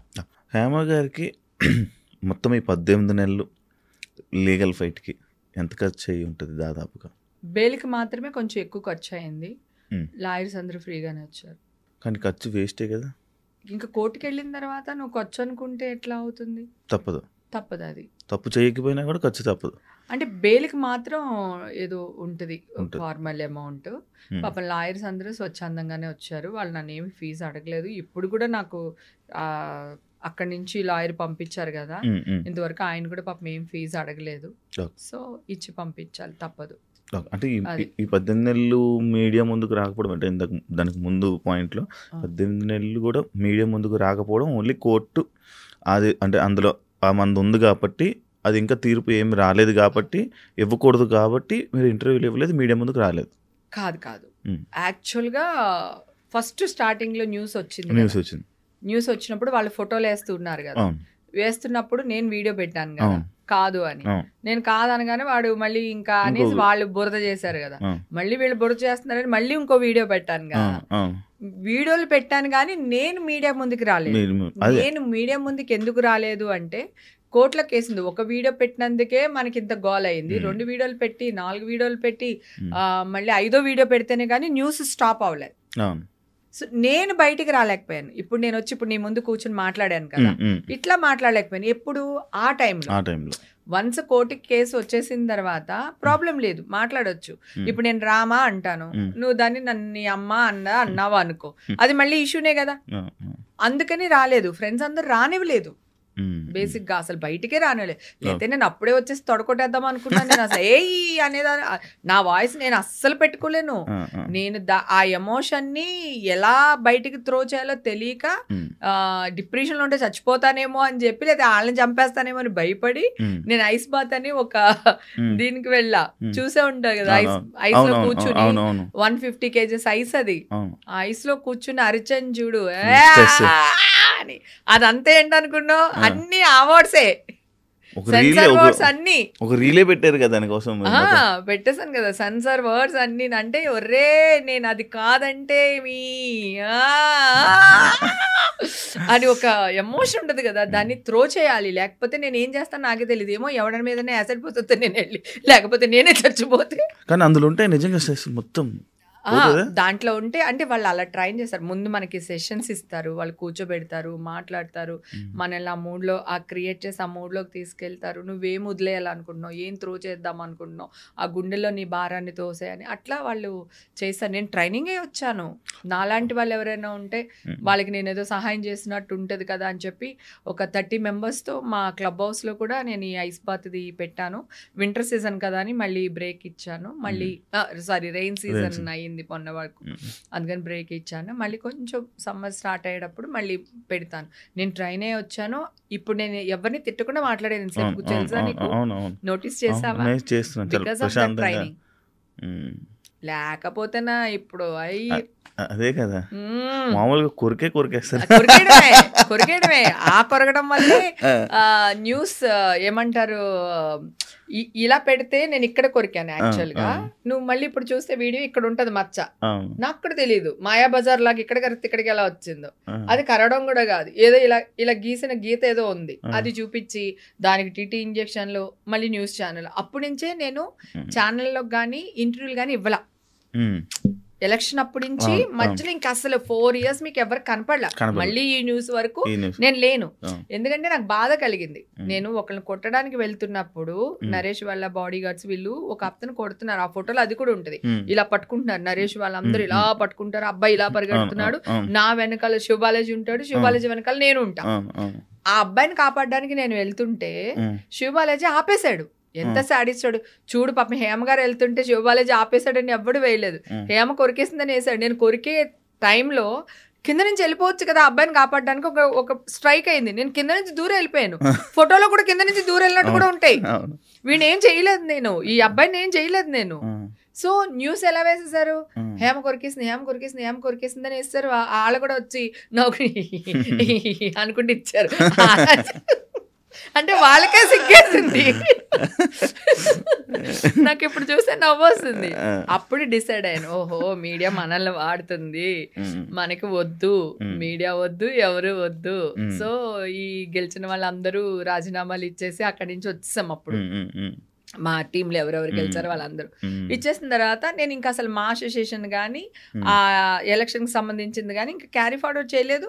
మీడియాకు దూరంగా ఉన్నా, 4 years దూరంగా ఉన్నా. మళ్ళీ ఇప్పుడు వీళ్ళు గోకిచ్చుకుంటున్నారు అంతే. వాళ్ళు గోకిచ్చుకుంటున్నారు. సఫర్ అయింది నేను, నా ఫ్యామిలీ. మాలోని ఏదైతే మా అసోసియేషన్ ఉందో అందులోని మిమ్మల్ని మెంబర్గా తీసేసామని చెప్పి మళ్ళీ ఇప్పుడు ఇది ప్రూవ్ అయింది కదా, మళ్ళీ వచ్చే ఛాన్సెస్ ఎందుకు? అప్పుడే తీసేసుకున్నానుగా, అప్పుడు మళ్ళీ వచ్చేసింది. అప్పుడే వచ్చేసింది. మళ్ళీ న్యూస్ లో చిన్న చిన్న అంటే తీసేసింది పెద్దగా వేసారు, ఇచ్చింది ఇంత వేస్తారు కదా. ఇప్పుడు జరిగితే అప్పుడు వెంటనే తీసుకున్నా. విష్ణుబాబుకి కాల్ చేస్తే విష్ణుబాబు నాకు చాలా సపోర్టివ్ గా ఉన్నారు. ఫస్ట్ నుంచి ట్వీట్ చేశారు, నిజం నిలకడమే తెలుస్తుంది, నిజాలు తెలిసే వరకు కొంచెం ఆగండి అని చెప్పేసి పాపం ఆయన ట్వీట్ చేశారు నా కోసం. తర్వాత నాకు ఫోన్ లో మాట్లాడారు, మేమందరూ నీకు సపోర్ట్ ఉన్నాంరా, మీరు భయపడకండి హేమ గారు, మేము ఉన్నామా అది ఇదని అన్నారు. సడన్ గా నేను ఆ జైలుకి వెళ్ళి వచ్చే లోపల తీసా. నేను రాగానే వెళ్ళా విష్ణుబాబు దగ్గరికి. బాబు ఏంటది, ఎందుకు తీశారు, ఇప్పుడు నేను తప్పు చేశాను అనుకో కోర్టులో శిక్ష వేస్తారు కదా, అప్పుడు తీసేయండి, మొత్తాన్ని క్యాన్సిల్ చేసేసేయండి. ఇప్పుడు ఎలా తీస్తారు? నన్ను ఆల్రెడీ మీడియా వాళ్ళు ముంచేస్తారు, ఇక్కడ వరకు మునిగిపోయి ఉన్నాను నేను. ఓకే, ఇప్పుడు ఇంత కొన ఊపిరితో కొట్టుకుంటా ఉన్నాను. మీరు తీసుకొచ్చి ఒక బండరాయి నా నెత్తి మీద వేసేస్తే సో నేను ఏమైపోవాలి? మీరు ఇస్తారా? నాకు ఒక నోటీస్ ఇవ్వాలి మా నుంచి, ఆ నోటీస్కి నేను రిప్లై ఇవ్వాలి. మీరు నోటీస్ ఇవ్వలేదు, నేను రిప్లై ఇవ్వలేదు, మీరు కార్డు ఎలా సస్పెండ్ చేస్తారు? మీరు ఇచ్చేసేయండి బాబు. ఒకవేళ మీ వల్ల కాదు అని ఏదన్నా అలా అనిపిస్తే గనక నేను కోర్టుకు వెళ్ళి తెచ్చుకుంటా, న్యాయస్థానానికి వెళ్ళి నా కార్డు నేను తెచ్చుకుంటా, నా కార్డు నాకు కావాలి. ఇలాంటి టైంలోనే కదా మా హెల్ప్ కావాలి అని చెప్పి విష్ణుబాబుకి చెప్పి అన్ని మొత్తం పేపర్స్ చూపించి అక్కడ ఎవరు కోర్టుకి వెళ్ళి నాకు బెయిల్ ఎలా వచ్చిందో ఆ పేపర్స్ అన్ని చూపించి విష్ణుకి ఇమ్మీడియట్ గా కార్డు తీసుకున్నా. కార్డు ఇచ్చిన తర్వాత ఏమన్నారు, హేమ గారు మళ్ళీ మీడియాకి అది చెప్పకండి మనం కార్డు ఇచ్చామని అది ఇది అంటే, అన్నాను అదేంటి బాబు ఎగ్జాక్ట్లీ అంటే మన ఆఫీస్ లో ఎవరో లీక్ చేశారండి లెటరు అంట. ఓ అవునా బాబు, సర్లేండి నేను కూడా ఎవరికి చెప్పను అని చెప్పా. తర్వాత నేను ట్వీట్ చేశా, మా ఎప్పుడు నాకు అండగా ఉంటుంది, ఇలాంటి సిచ్యువేషన్లో కూడా మా నాకు సపోర్టివ్గా ఉంది, థ్యాంక్స్ టు మా అని చెప్పేసి నేను ట్విట్టర్లో ట్వీట్ చేస్తాను. నేను లెటర్ లీక్ చేయలేదు, ట్వీట్ చేశాను, మాకు థ్యాంక్స్ చెప్పాను. అప్పుడు ఇమ్మీడియట్ గా మన పెద్ద మనుషులు అందరూ మా కార్డు ఇచ్చేసారు హేమకి అని చెప్పేసి సస్పెండ్ అయిన 1 week కార్డు తెచ్చేసుకున్నా. నేను ఒకటే చెప్తున్నా, ఐఎమ్ ఏ ఫైటర్, నేను తప్పు చేయను. చాలా మంది అమ్మాయిలు హేమక్లా ఉండాలి, హేమక్లా నవ్వాలి, హేమక్లాగా ధైర్యంగా ఉండాలి, హేమక్లాగా యాక్ట్ చేయాలి, హేమక్లాగా పేరు తెచ్చుకోవాలి, ఇన్ని క్వాలిటీస్ నాలో ఉన్నాయి. నేను ఇప్పుడు సబ్జ సమాజానికి ఏం చెప్పాలనుకుంటున్నాను డ్రగ్స్ తీసుకుని? ఓకే, నేను క్లబ్కి వెళ్తున్నాను లేదా పార్టీస్కి వెళ్తున్నాను, సో వెళ్ళినంత మాత్రాన డ్రింక్ చేయాలని లేదు, ఒకవేళ డ్రింక్ చేసిన తప్పు కాదు, డ్రగ్స్ తీసుకోవాలని లేదు, క్లబ్స్కి వచ్చే వాళ్ళు అందరూ మందు తాగుతారని ఏం లేదు, పార్టీస్కి వెళ్ళే వాళ్ళందరూ డ్రగ్స్ వేసుకుంటారని ఏమి లేదు, రైట్? సో ఎవరికి ఉండేది వాళ్ళకు ఉంటుంది. నేను ఈ వయసులో, నేనేం చిన్నపిల్లని ఏం కాదు కదా, ఈ వయసులో డ్రగ్స్ తీసుకుని ఏం చేద్దాం అనుకుంటున్నాను నేను? అసలు కొంచెమైనా ఒక సెన్సిబుల్ పాయింట్, పైగా మీడియా వాళ్ళ ముందరే పెరిగాను నేను. అలాంటి వాళ్ళకి నా గురించి అన్నీ తెలిసి ఒక్క చిన్న పొరపాటు వల్ల ఇంత న్యూస్ పొరపాట్లు చేయకూడదుగా. బయట మనుషులు పొరపాటు చేయొచ్చు, మీడియా పొరపాటు చేయకూడదు. మీడియా పొరపాటు చేయకూడదు. కోర్టులో కూడా ఏమంటారు, 100 మంది దోషులు తప్పించుకున్నా పర్లేదు, ఒక్క నిర్దోషి కూడా శిక్ష పడకూడదు అంటారు కదా. నేను నిర్దోషిని కదా, మీడియా మొత్తం కోర్టు నాకు శిక్షించలేదు. ఓకే, మీడియా మొత్తం శిక్షించింది కదా నాకు. ఇప్పుడు నాకు పోయిన ఈ 18 నెలలు మీడియా వాళ్ళు తెచ్చివ్వగలుగుతారా? పోయిన చచ్చిపోయిన మా అమ్మని తెచ్చివ్వగలుగుతారా? పోయిన నా పరువు తెచ్చివ్వగలుగుతారా? కదా, కనీసం అమ్మని తీసుకురాలేరు కదా, నా పరువు అయినా నాకు తీసుకొచ్చి ఇవ్వాలి కదా. సో ఇప్పుడైనా న్యూస్ సక్రమంగా వేయాలి కదా. ఇక్కడ ఈగోలు ఎందుకు? మేము వేసేసాం కదా, ఇప్పుడు ఈ న్యూస్ ఎలా వేయాలి ఎందుకు? అప్పుడు ఇలా అనుకున్నాం, ఇలా అయ్యింది. సో ఆ అమ్మాయి మంచిగా నిర్దోషిగా నిరూపించుకుంది, బయటకు వచ్చింది, గ్రేట్. ఆ అమ్మాయి మంచిది, లేదా మంచిదో చెడ్డదో పక్కన పాడేద్దాం పోని, పాపం గెలుచుకుంది, తన పోరాట స్పిరిట్ కి ఇది చేద్దాం, ఏదో ఒకటి 2 మాటలు. ఎవరైనా సెలబ్రిటీ, పెద్ద సెలబ్రిటీ ఫోన్ చేశారా ఈ న్యూస్ తెలియగానే? అందరూ చేశారా?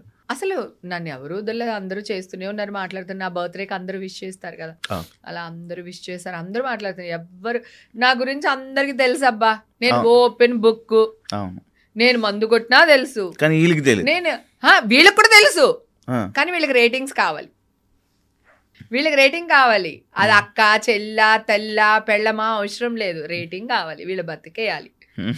అది నేను అదే బాధపడుతున్నాను. నువ్వు వేసినప్పుడు వేసేసావు కదా, ఇప్పుడు మంచి జరిగినప్పుడు కూడా మంచి కూడా వేయాలి కదా. మీడియా మంచి కోసమే కదా, సమాజాన్ని మెరుగుపరిచేది న్యూస్ కదా. నువ్వు సమాజాన్ని నాశనం చేసే న్యూస్లు వేసి సమాజానికి మంచి న్యూస్లు ఎందుకు అంటావేంటి? చెప్పలేం. అంతా అయిపోయింది, అంత హ్యాపీ.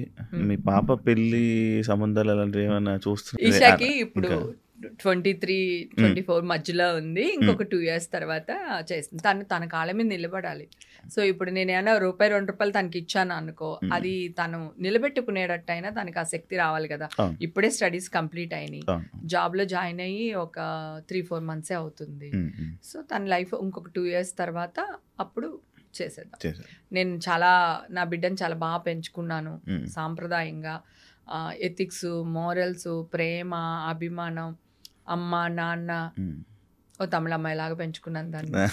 సో తన కెరియర్, నా బాధ కూడా అదే తెలుసా, నేను ఎంత ఏడ్చానో. నేను నా బిడ్డ ఈ స్టేజ్లో ఉంది, ఈ టైంలోనే మీరు నన్ను ఇంత చేస్తారు, ఇంత టార్గెట్ చేస్తారా? అసలు నిజం చెప్తున్నా, డ్రగ్స్ తీసుకున్న అబ్బాయిలు కానీ అమ్మాయిలు కానీ వాళ్ళ ఫోటోలు కానీ వాళ్ళ బయోడాటాలు కానీ బయట పెట్టకూడదు. ఎందుకంటే చిన్నపిల్లలు కదా వాళ్ళు, వాళ్ళ గురించి అది పెడితే చిన్న పెద్ద బయట పెడితే వాళ్ళు ఏదన్నా వాళ్ళ ఒక ఫ్యామిలీ రోడ్డు మీదకి వచ్చేస్తుంది. అందరూ నాలాగా నోరేసుకుని పడరు, అందరూ నాలాగా వెయిట్ చేసి రిపోర్ట్లు రాగానే వచ్చి కూర్చుని మాట్లాడరు. నేను రిపోర్ట్లు చేయించుకోవడానికి ఢిల్లీ దాకా పంపించాల్సి వచ్చినాయి. నా నైలు, ఒక ఆడదాని జుట్టు పట్టుకున్న మగాడు కానీ, అంటే రాజ్యాలే కూలిపోయినాయి ఒక ఆడదాని కోసం, తెలుసు కదా. ఆడదాన్ని చెడు చూపుతో చూసిన వాళ్ళే సర్వనాశనం అయిపోయారు. ఇవాళ వీళ్ళకి డబ్బులు రావచ్చేమో, కానీ రేపు రోగాలు కూడా రావచ్చు, చెప్పలేము కదా. ఇప్పుడు మా పిల్లలు వాళ్ళతో పెళ్ళిళ్ళు అయినాయి, లేకపోతే 4 పెళ్ళిళ్ళు చేసుకున్నారు, ఈ హీరో 4 చేసుకున్నాడు, ఈ హీరోయిన్ ఇక్కడ వెళ్ళింది, ఆ హీరోయిన్ డైవర్స్ తీసుకుంది, ఇవన్నీ వేస్తున్నారు. నేను మామూలు స్ట్రైట్ అవే మీడియా వాళ్ళు అందరినీ అడుగుతున్నాను, మీలో ఎవ్వరు, మీ ఫ్యామిలీలో ఎవ్వరు డైవర్స్లు తీసుకోలేదా, ఎవరిని పెళ్ళిళ్ళు చేసుకోలేదా, లేకపోతే మీరు డైవర్స్ ఇప్పించి అమ్మాయిల చేత మీరు 2వ పెళ్ళి, నీ పెళ్ళానికి నువ్వు 2వ మొగుడు అయినోడు ఎవ్వడూ లేడా? ఎవ్వరు లేరా? మీకు చాలా మీరందరూ శుద్ధ పూసులా? నేనైతే శుద్ధ పూసుని కాదు. ఫస్ట్ నేను చెప్తున్నా, చిల్ అనే వర్డ్నే బూత్ చేసేసారు. నేను నిజంగానే చిల్ అవుతున్నా. ఏంటంటే నేను చిల్ అవ్వకూడదా? నేను మంచిని కాదా? నేను నా చిన్నప్పటి నుంచి కష్టపడుతున్నాను నాన్న. When I am 14 years still now ఇంకా కష్టపడుతున్నాను నేను. నాకు నా జీవితానికి నేను చిల్లే అధికారం లేదా? నేను ఎంజాయ్ చేసే అధికారం లేదా? నాకు ఇష్టం వచ్చిన బట్టలు కట్టుకోవడానికి లేదా? గుడికి వెళ్తే స్విమ్మింగ్ డ్రెస్ అయితే వేసుకెళ్ళట్లేదు కదా. స్విమ్మింగ్ వెళ్తే చీర కట్టుకుని వెళ్ళాం కదా. మాకు తెలియదా? మాకు కదా. నువ్వెవడరా అసలు? అది చాలా బ్లండర్ మిస్టేక్. నా విషయంలో అయితే మాత్రం చాలా జరిగింది. నా స్టేజ్లో ఇంకొక ఆర్టిస్ట్ ఎవరైనా ఉండుంటే ఈరోజు ఇలా బయటకు వచ్చి ఉండేవాళ్ళు కాదు కదా. నన్ను అర్థం చేసుకున్నట్టు అందరిని అర్థం చేసుకోరు. ఎందుకంటే నేను ఇందాక చెప్పాను కదా, నేను ఏమున్నా నీకు తెలుసు, నేనేమున్నా తెలుసు, ఓపెన్, నేను ఇంతే అని చెప్పగలను. నాకు ఆ ధైర్యం ఉంది. ఎందుకంటే నేను తప్పు చేయను కనుక. తప్పు చేశాను అనుకో, అది కూడా తీసుకుంటా. ఎస్, నాకు నచ్చింది, నేను తప్పు చేశాను, నీకేంటి అని అడుగుతా. రైట్? నాకు అది కూడా తెలుసు. కానీ నేను తప్పు చేయకుండా తప్పు చేశాను అన్నది అది ఉంటుంది కదా. ఆ జర్నీ నాలో ఆ ఐస్ బాత్ మాత్రం లేకపోతే నేను మర్డరన్నా చేసేదాన్ని, లేదా నేనే ఇచ్చేదాన్ని. రెండిట్లో ఒకటి జరిగేది. ఫుల్ అనమాట. అంటే బయటికి రాలేకపోతున్నాను, చెప్పలేకపోతున్నాను, మీడియాకి రాలేకపోతున్నాను. అందరూ ఏమంటారు, ఏమక్క తప్పు లేకపోతే వచ్చేది కదా అంటారు. కరెక్టే కదా. కానీ నేను వస్తే ఇంకా ఉచ్చు బిగుసుకుంటది కదా. ఒక ప్రముఖ హీరో థియేటర్ నుంచి వచ్చే వరకు బాగానే ఉంది స్టోరీ. వచ్చి ప్రెస్ మీట్ పెట్టిన తర్వాత పాపం హీరోని తీసుకెళ్లారు. ఆయన ప్రెస్ మీట్ పెట్టకపోతే బాగుండుండేది కదా. మీకు అర్థం అవుతుంది కదా. తర్వాత ఛానల్ వాళ్ళు కూడా మొన్న కల్పననేనా, ఆవిడ పాపం సింగర్, కల్పన గారు సింగరు, మత్తుబళ్ళలేవు పాపం ఆవిడ హాస్పిటల్లో జాయిన్ అయ్యారు. ఆవిడకి ఏదో నిద్ర పట్టక పాపం డాక్టర్ ఇస్తే 2 టాబ్లెట్స్ వేసుకున్నాను. సో దానివల్ల మెలకు రాలేదు. ఆవిడని హాస్పిటల్ తీసుకెళ్లి పెట్టారు. పక్కింట్లో వాళ్ళు అందరూ పాపం తలుపులు తీసి పాపం పెట్టారు. వాళ్ళ హస్బెండ్ ఊర్లో లేరు, అందుకని పక్కింటి వాళ్ళు చేసి పెట్టారు. ఆ న్యూస్ తెలుసుగా. ఏమన్నారు? మొగుడే చంపేశాడు, మొగుడే వేస్తారు, వేసి మెల్లిగా స్లీపింగ్ బిల్స్ ఇచ్చేసి గొడవలు అయిపోయినాయి. ఎన్ని సెలవులు పలవలు చేస్తారు పాపం. ఆవిడ బతికిపోయింది కనుక వాళ్ళ ఆయన అదృష్టం. ఒకవేళ ఆవిడకి ఏదన్నా అయ్యుండుంటే వాళ్ళ ఆయన ఫస్ట్ పోలీసులు వేసేవాళ్ళు, మీడియా ఇన్వాల్వ్మెంట్ మళ్ళీ ఇక్కడ కూడా అని. ఎందుకంటే వాళ్ళేమనుకుంటారు, ఓహో ఇంత జరిగిందంటే ఒకవేళ వాళ్ళ ఆయన కూడా ఇలా జరుగుండొచ్చు, వాళ్ళ ఆయన వేస్తుండొచ్చు అని ముందు ఆయన అరెస్ట్ చేసేవాళ్ళు. తర్వాత ఆయన కాదని ఎంక్వైరీలో తెలిసి నాలాగా వదిలేసేవాళ్ళేమో కానీ ఫస్ట్ అయితే మాత్రం వేసేవాళ్ళు. ఎందుకు ఈ మధ్య అన్ని మీరు క్రైమ్ చేయట్లేదు? ఇప్పుడు ఇది క్రైమ్ కాదా? అంటే ఈ మధ్య అన్ని అలానే ఉన్నాయి. అంటే సోషల్ మీడియాలో టప్పున వస్తుంది న్యూస్. అంటే సోషల్ మీడియా వాళ్ళు పర్లేదు, పుట్టగొడుగులాగా ఎవడో ఎక్కడో ఏ గుడిసెలోనో దూరి దొమ్మర పనులు చేస్తున్నారు అనుకుందాం. సరే, పక్కన పెట్టేద్దాం. మీడియా వాళ్ళు ఏం చేస్తున్నారు? వాళ్ళొక పెద్ద సంస్థ కదా, వాళ్ళు ఎలా ఉండాలి, ఆదర్శవంతుల్లా ఉండాలి. వాళ్ళు ఏం చేస్తున్నారు? ఇదే చేస్తున్నారు. అదే కనుక సోషల్ మీడియా వాళ్ళు ఇలా చేస్తున్నారు, ఇలా చేయకూడదని మీడియా వాళ్ళందరూ కలిపి న్యూస్లు చేసి వాళ్ళని పట్టించి ఇదిగో ఇలా జరుగుద్దని అంటే అవేర్నెస్ క్రియేట్ చేస్తే మీడియా, అలాంటి వాళ్ళు చైతన్యంగా తీసుకుని ఒరే ఇలా చేయకూడదు, ఆడపిల్లల్ని ట్రోల్ చేయకండి, ఇలాంటి పెట్టకండి, ఇలా ఉంది చట్టం, మీరు అరెస్ట్ అవుతారు, లేదంటే ఇలా జరుగుతుంది అని మీరు కనుక న్యూస్. గుడికి వెళ్ళినప్పుడు నా సంపాదనలో కొంత ఇది నేను గుళ్ళకి ఇచ్చేస్తాను. నువ్వు 300 రూపాయల టికెట్ కోసం అడిగితే కోపం రాదా? దేవుడికి దర్శనం చేసుకోవడానికి వచ్చాను, ఏం క్వశ్చన్లు అడుగుతున్నావన్నా? ఆల్రెడీ వాళ్ళు టికెట్ తీసే పెడతారు నేను వచ్చేసరికి. ఎందుకన్నా నన్ను ఇలా చేస్తావు, ఎందుకు నన్ను కాంట్రవర్సీలు చేస్తావు అని అడిగా. గుడికి ప్రతి సంవత్సరం వెళ్తాను, తిరుపతి వెళ్తాను, అన్ని గుళ్ళకి వెళ్తాను. నేను ఒక్క గుడి వదలను, నేను అన్ని గుళ్ళకి వెళ్తాను. నేను నా లైఫ్ నేను చిల్ అవుతున్నాను, నాకు భక్తి ఉంది, మా అమ్మ మీద భక్తి ఉంది, నా ఫ్యామిలీని చాలా బాగా చూసుకుంటాను. నేను నా ఫ్యామిలీని ఈ రోజు వరకు ఒక్క రోజు కూడా నా ఫ్యామిలీని ఏమంటారు సైడ్ పెట్టేసి నా లైఫ్ చూసుకునేది లేదు. ఓకే, సో అలాంటి ఒక దీన్ని నువ్వెందుకు ఇట్లా బూతులాగా చిత్రీకరిస్తావు నాకు అర్థం కాదు. దేవుడు అనేవాడు ఉంటాడు, ఏ కాలో చెయ్యి ఎరగొట్టేస్తాడు ఎవడొక్కడికి చెప్తున్నా నేను. అన్ని మన రోజులు కాదు బంగారం కదా, అన్ని మన రోజులు. మొన్న శివరాత్రి రోజున శ్రీశైలం వెళ్ళా. మరి అక్కడ ఎవరో ఒకళ్ళు రికమెండేషన్ పెట్టుకోకపోతే రూమ్ ఎలా దొరుకుద్ది మనకి, కార్ ఎలాగ వెళ్తుంది, స్పర్శ దర్శనానికి ఎవరు తీసుకెళ్తారు? రికమెండేషన్ లేకుండా ఏ సెలబ్రిటీ బయటకు వస్తారు చెప్పు? కష్టం కదా. ఇది మీ అందరికీ తెలిసిందే కదా. నేను కాదు, మీరన్నా వెళ్ళాలంటే ఒక ఎమ్మెల్యే లెటర్, ఎంపీ లెటర్ మీరైనా పెట్టుకుని వెళ్ళాలిగా. ఏ సోషల్ మీడియా వాడైనా సరే, ఏ మీడియా వాళ్ళన్నా సరే కదా. ఇప్పుడు నువ్వు వెళ్ళాలంటే ప్రాబ్లం ఉండకపోవచ్చు, మొత్తం నీ ఫ్యామిలీని తీసుకెళ్లాలంటే ఏదో ఒక లెటర్ ఉండాలి కదా. సో మీరైతే వాడుకోవచ్చు, మేం చేస్తే కాంట్రవర్సీలు చేస్తారు. మళ్ళీ అదే న్యూస్ ని వాళ్ళు అక్కడ హేమ ఎప్పుడొచ్చినా ఒక బాంబు పేల్చి వెళ్తుంది అంటే, నేను కాదురా పేల్చేది, మీరు పేలుస్తున్నారు, నేను మంచిగానే ఉన్నాను, నాతో మీరు ఆడుకుంటున్నారు, వద్దురా మీకు దండం పెడతాను ఆడుకోవద్దురా అని చెప్తుంటే, అదిగో చేయి పెట్టి కొట్టేసింది మా హేమ అంటున్నారు. నేను 2 చేతుల్లో దండం పెడితే ఇలా పెట్టే లోపల అదిగో చెయ్యెత్తేసింది మా మీద అంటున్నారు వాళ్ళు. నేను ఇలా అనే లోపలనే వాళ్ళు కవర్ చేసేస్తున్నారు, చూసి ఇలా ఇంత దాకా రానివ్వట్లేదు. సో అలా అమ్మ ఐఎమ్ సో హ్యాపీ తెలుసా. ఈవేళ చాలా నవ్వుకుంటూ మాట్లాడుతున్నాను. నిన్న మొన్న అసలు ఫుల్ చాలా అంటే మదర్ది పెద్ద న్యూస్ అయిపోయింది కదా నాకు అట్లా దానివల్ల. సో ఇలాంటివన్నీ జరుగుతుండే. అంటే సెలబ్రిటీ అంటే నీ ఇష్టమా? నేను చాలాసార్లు అంటాను, నీ ఇష్టమా, నువ్వు నా మీద ఏదన్నా వేసుకుంటావు, నా బిడ్డ మీద, నా బిడ్డను వాడేసి, నన్ను వాడేసి, మా ఆయన్ని వాడేసి, మా అమ్మని లాగేసి. అసలు మీకు ఫ్యామిలీస్ ఉంటాయి కదా బంగారం. ఇప్పుడు మీడియా లేకపోతే నేను లేను, నేను లేకపోతే మీడియా లేదు. సో మీకు మేము కావాలి, మాకు మీరు కావాలి. సో అలాంటప్పుడు నిజాన్ని వేయండి. నేను మంచిదాన్ని కాదు, నన్ను మంచిదాన్ని వేయమని నేను అనట్లేదు. నిజాన్ని వేయండి. అబద్ధాన్ని ఎక్కువ చూపిస్తున్నారు, నిజాన్ని మూసేస్తున్నారు. ఇది ఎంత కరెక్టో అంటున్నా. అయితే ఇదే టైంలోనే ఇంకొకటి కొన్ని క్వశ్చన్లు మిమ్మల్ని అడగడం జరిగింది. లైక్ సినిమాలు ఎందుకు ఆపేశారు, ఎందుకు తక్కువ అయ్యాయి, ఎందుకు సినిమాలు చేయట్లేదు? వాళ్ళు మిమ్మల్ని దూరం పెట్టారా లేకపోతే మీరు సినిమాని దూరం పెట్టారా? ఆఫ్టర్ మా ఎలక్షన్ తర్వాత నేను అంటే ఆ ఎలక్షన్కి నాకు దానికి సంబంధం లేదు, కానీ ఆ ఎలక్షన్ తర్వాత లేకపోతే లాక్డౌన్లోనో సంథింగ్ ఒకసారి నేను మామూలుగా కూర్చున్నప్పుడు నాకు నేను ఆలోచించుకున్నా, ఓకే నాకు ఒక 45 ఏళ్ళు వచ్చినాయి ఇప్పుడు, నేనేం చేశాను చిన్నప్పటి నుంచి, నా ట్రావెల్ ఏంటి, నా కోసం నేనేం చేసుకున్నాను అనేది ఎక్కడో ఒక చోట నేను ఆలోచించాను. మా ఇంటి కిచెను, నా బెడ్రూము, షూటింగ్, ఇవి తప్ప నా లైఫ్లో ఏం లేవు.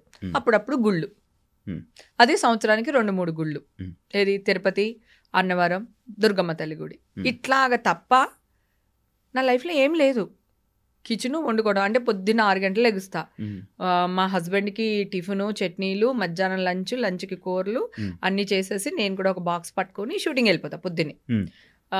పాప చిన్నప్పుడైతే తను రెడీ చేయడం, నేను షూటింగ్కి వెళ్ళే ముందు తనకు రెడీ చేసి తనకు తినిపించి తను బస్సు ఎక్కిచ్చేసి మళ్ళీ మా హస్బెండ్కి అన్నీ చేసి మళ్ళీ నేను షూటింగ్కి వెళ్ళి రాత్రికి వచ్చి మళ్ళీ మా ఆయనకి నా కూతురికి వండి పెట్టుకుని, నా కూతురు పడుకునేది వరకు నేను దాన్ని పడుకోపెట్టి తర్వాత నేను వెళ్ళి పడుకుని, లేదా ఎంత లేట్ అయినా పడుకుని మళ్ళీ పొద్దున్నే లేచి ఇదే రొటీన్.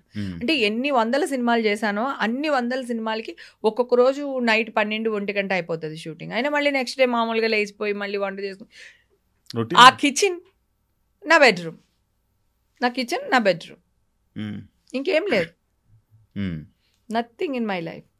అప్పుడు నాకు అనిపించింది, ఓకే నేను మా హస్బెండ్ని కూర్చోపెట్టి, నాకు 45 years వచ్చింది, నాకు ఇప్పుడు హార్మోన్స్ చేంజెస్ ఉంటాయి, సో నేను డిప్రెషన్కి వెళ్తున్నాను. ఈ ఆలోచన ఎందుకు వచ్చింది? ఈ హార్మోన్ చేంజెస్ వల్లే వచ్చింది. సో నాకు నా లైఫ్ నాకు ఎంజాయ్ చేయాలని ఉంది. ఓకేనా, నేను ఎక్కడికి వెళ్ళాను, ఎందుకు వెళ్ళాను, ఎప్పుడు వచ్చాను, ఏం చేస్తున్నారు, ఇవన్నీ లేదు. మీకు ఆకలేసింది అనుకోండి, పని మనిషి ఉంటుంది, వంట చెప్పించుకుని తినండి.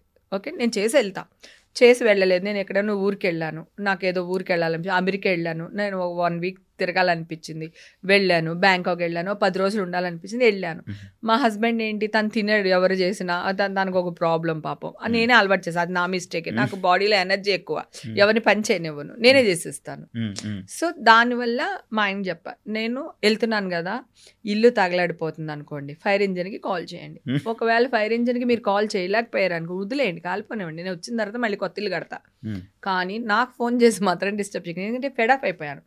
పని మనిషి టీ పెట్టలేదని, నా కూతురేమో నేను అన్నం తినలేదని, పాప వాళ్ళకి నేను అలవాటు చేసింది, మిస్టేక్ నాదే, నేను వాళ్ళని తప్పనట్లా. ఇది తప్ప నా లైఫ్లో ఏం లేదు. అప్పుడు మా హస్బెండ్ని కూర్చోపెట్టేసి మొత్తం మ్యాటర్ అంతా చెప్పేసి, నేను ఎక్కడికి వెళ్ళాలంటే అక్కడ వెళ్తా, ఎలా తిరగాలంటే అలా తిరుగుతా, నన్ను మీరు ఆపొద్దు, నాకు కొంచెం ప్రేమను చూపించండి, మీరు నవ్వుతూ ఉండండి, నన్ను నవ్వుతూ ఉంచండి. అంటే మా హస్బెండ్ నాలాగా కాదు, కొంచెం సాఫ్ట్ సైలెంట్ ఆ టైపు. సో అందుకని మీరు నవ్వుతూ ఉండండి, నన్ను నవ్వుతూ ఉంచండి, అంతే తప్ప నన్ను ఫోర్స్ చేయొద్దు, నాకు టీ పెట్టి ఇవ్వలేదు, కాఫీ ఇవ్వలేదు, వంట చేయలేదు, టేబుల్ మీద ఇది పెట్టలేదు నాకు చెప్పకండి. మీకు చేతనైతే పని మనిషి చేత చేయించుకోండి, చేత కదా హోటల్ అని చెప్పించుకుని తినేయండి, నన్ను అడగండి. అమ్మ రాజీనామా లాగా పెళ్ళం రాజీనామా అనుకోండి, నన్ను ఒక 2-3 సంవత్సరాలు వదిలేయండి, నన్ను ఏమీ అనకండి, నన్ను పట్టించుకోకండి అని చెప్పి నా హస్బెండ్కి రిక్వెస్ట్ చేసి, తర్వాత ఇప్పుడు నేను నాలాగా తిరగడం, నాలాగా మాట్లాడడం, నాకు కావాల్సినట్టు ఉండడం, నాకు కావాల్సినట్టు తిరగడం, ఇవి ఆఫ్టర్ బిగ్ బాస్ స్టార్ట్ చేశా. బిఫోర్ బిగ్ బాస్ నాకు లేదు, ఆఫ్టర్ బిగ్ బాస్ నేను అక్కనైపోయాను. ఆఫ్టర్ బిగ్ బాస్ నాకు రెక్కలు వచ్చేసింది, హేమక్క. ఆ బిగ్ బాస్ కూడా నేను డిప్రెషన్లోనే వెళ్ళాను. సురేఖ అనింది, ఎందుకు వెళ్తున్నావు, అక్కడికి వెళ్ళిన వాళ్ళు ఎవరు మంచి పేరుతో బయటికి రాలేదు, బిగ్ బాస్ లో అందరికీ చెడ్డ పేరు వస్తుంది, ఎందుకు నువ్వు వెళ్తున్నావు అంటే, సురేఖ కూడా ఇదే చెప్పాను, సురేఖ నేను డిప్రెషన్లో ఉన్నా, నా దగ్గర ఫోన్ ఉండకూడదు, నేను కొంత ఉండాలనుకుంటున్నా, దూరంగా ఉండాలనుకుంటున్నా, ఇప్పుడు బయట ఉంటే నా వల్ల కాదు, వాళ్ళు ఆఫర్ ఇచ్చారు, సో వెళ్తా. నేను ఎక్కువ రోజులు ఏమి ఉండను, మ్యాక్సిమం 2 వీక్స్ ఉంటానేమో, అట్లీస్ట్ ఆ 2 వీక్స్ నేను ప్రశాంతంగా పీస్గా ఉంటాను. సో నాగార్జున గారు ఎదురుగుంటుంటారు ఎవరి వీక్ని. సో అట్లాగా బిగ్ బాస్కి వచ్చా. బిగ్ బాస్లో నాకు ఏమొచ్చింది అంటే, ఆంటీ అనే పేరే లేదు, ఓన్లీ హేమక్క 60 ఏళ్ళ ఆయన కూడా హేమక్క అనే పిలుస్తాడు, నన్ను 6 ఏళ్ళ పిల్లోడు కూడా హేమక్క అనే పిలుస్తాడు, అందరూ హేమక్క అని పెద్ద బిరుదు వచ్చింది. తర్వాత రాహుల్ వీళ్ళందరూ, ఆశు, రాహుల్, రోహిణి, ఇంకా అందరూ అట్లాగా చనువు ఎక్కువ అయిపోయింది. సో అప్పుడు ఇంట్లోంచి బయటికి రావడం, Big Boss, after Big Boss నేను బయటకు వచ్చాను. బిగ్ బాస్ మీ లైఫ్ మార్చేసింది, చాలా చేంజ్ చేసేసింది. ఎందుకంటే బిగ్ బాస్ లోకి వెళ్ళినప్పుడు చాలా డిప్రెషన్ లో వెళ్ళాను నేను. అంటే అది మా ఇంట్లో వాళ్ళు నన్ను టార్చర్ చేసి కాదు, కనిపించేది బిగ్ బాస్ లో మీ ఫ్రస్ట్రేషన్ మొత్తం ఎగరేసేవాళ్ళుగా. లేదు నేను అంటే ఇప్పుడు పాపం అయిపోయిన దాని గురించి ఎందుకు, కానీ నేనున్న రోజులు రాహుల్, నేను మళ్ళీ బిగ్ బాస్ హౌస్ లోకి వెళ్ళాను కదా, వెళ్ళి నేను వాడిని అని ఎత్తుకుంటాడు, నేను ఎగిరితే వాడు ఎత్తుకున్నాడు కదా, అప్పుడు వాడు నాకు కాళ్ళకి దండం పెట్టి, అక్క నువ్వు ఉన్నంతసేపు కడుపు నిండా అన్నం తిన్నావు అక్క, ఆ షాట్ కూడా ఉంటుంది, ఆ కాళ్ళకి దండం పెట్టిన అన్నీ ఉంటాయి, అక్క తప్పు అయిపోయింది అక్క, నువ్వు ఉన్నంతసేపు కడుపు నిండా అన్నం తిన్నావు అక్క, నువ్వు వెళ్ళిన తర్వాత అన్నమే లేదక్క అన్నాడు. నేనేమంటానంటే, నాగార్జున గారికి నేను ఎదురు చెప్పలేకపోయాను. ఇప్పుడు పిల్లలు చూడండి ఎలా మాట్లాడుతున్నారు ఈ 4 సీజన్లో. అప్పుడు నేను నాగార్జున గారికి రెస్పెక్ట్ ఇస్తాను కదా, నేను నాగార్జున గారికి ఎదురు చెప్పలేకపోయాను. ఆయన ఏమన్నారు, వాళ్ళకి చెప్పి నువ్వు వంట చేయాలి, ఇది నీళ్ళు కాదు కదా అన్నారు. ఓకే, కాకపోతే నేనేమన్నానంటే, ఈ అబ్బాయిది హోటల్ ఉంది, ఆ అబ్బాయికి తెలుసు ఏంటి అని అంటున్నాడు, ఆ అబ్బాయికి హోటలే ఉంది, హోటల్ ఓనర్ వచ్చి హోటల్లో వంట చేయడు, రైట్? అర్థమైందా? ఏ సరుకులు కావాలో కొనిస్తాడు వాడు నెలకొకసారి, అంతవరకే, కుక్కే చేస్తాడు. నేను తల్లిని, నేను అక్కని, నేను అమ్మని, నేను పెళ్ళాన్ని, రైట్, నేను కూతుర్ని, ఎవరి కడుపు ఎంత ఉంటుంది, ఎంత బియ్యంలో ఎంతమందికి వంట చేసి పెట్టచ్చు అనేది తల్లికి అక్కకి అంటే ఎవరికి తెలియదు, రైట్? సో నాకంటే ఎక్కువ రైట్ అక్కడ ఎవరికి లేదు. వాళ్ళు అనవసరంగా నా మీద దెబ్బలాడారు. నేను నాగార్జున గారు వచ్చినప్పుడు ఆయన చూస్తారులే, నేను బాగానే పెట్టాను కదా అనుకున్నాను.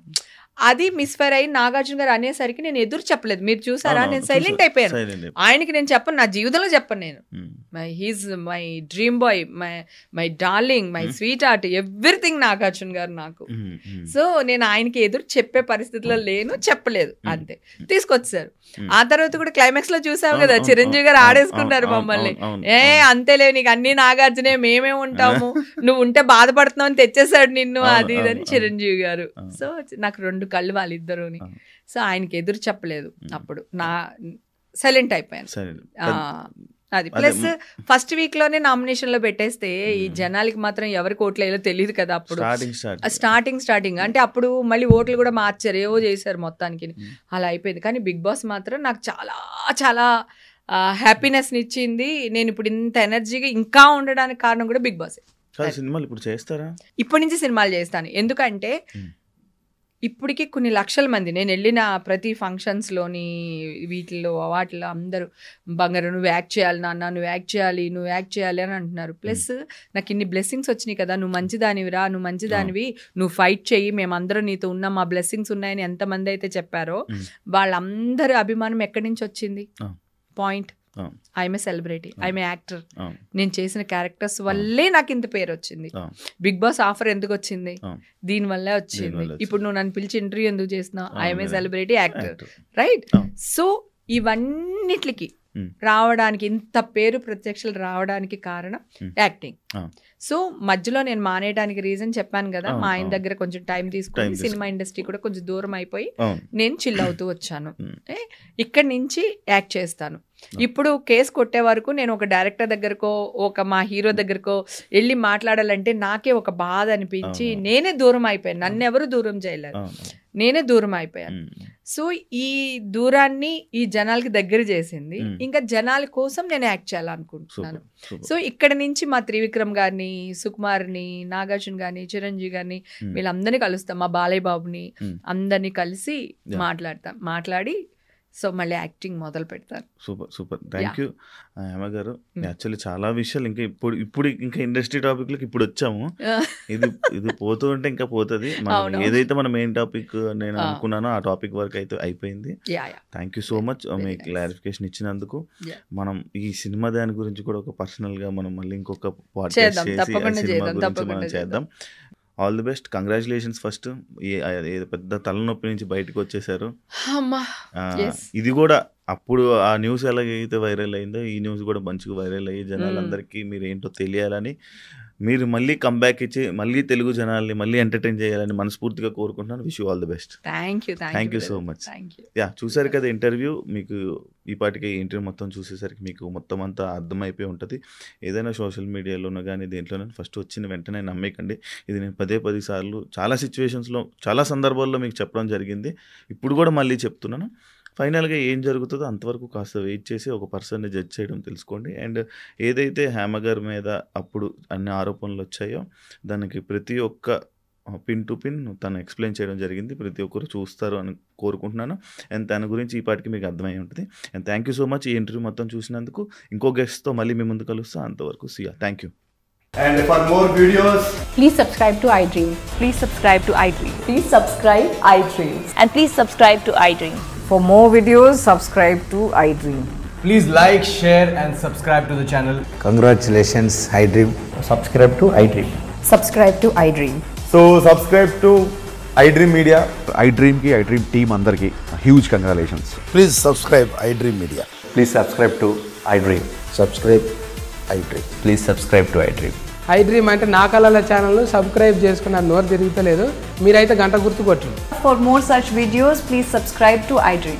Subscribe to iDream. Please subscribe to iDream. Please subscribe iDream Media. Please do subscribe to iDream. Please subscribe to iDream Media. For best entertainment and information, please subscribe iDream. And don't forget to subscribe to iDream.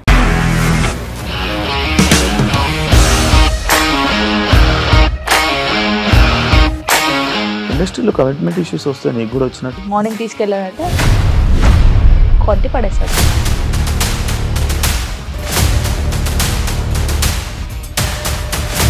ఒక్కళ్ళు కూడా చూడలేదు ఈ cinema అని చెప్పడానికి కూడా చాలా ధైర్యం కావాలి. అది నిజం కదా, దాంట్లో ధైర్యం ఏంటి? ఇది నెక్స్ట్ డే ప్లేట్ మార్చేస్తే తప్పు కదా. As of now, we are comfortable this అని నేను అనుకుంటున్నాను. రష్మిక గారిది మీది ఒకే ఊరు అంట కదా. నీకు కోపం వచ్చిందంటే బాగా తిట్టేత్తరా? తిట్టేద్దామండి. నిజంగా గేమ్ ని ఎలా చేంజ్ చేయగలిగారు? ఏపీఎస్ఎఫ్సి వాళ్ళకి 6 నెలల్లో నేను 6 లక్షలు కట్టా. బిజినెస్ చేయాలనుకుంటే it is as difficult as riding a tiger.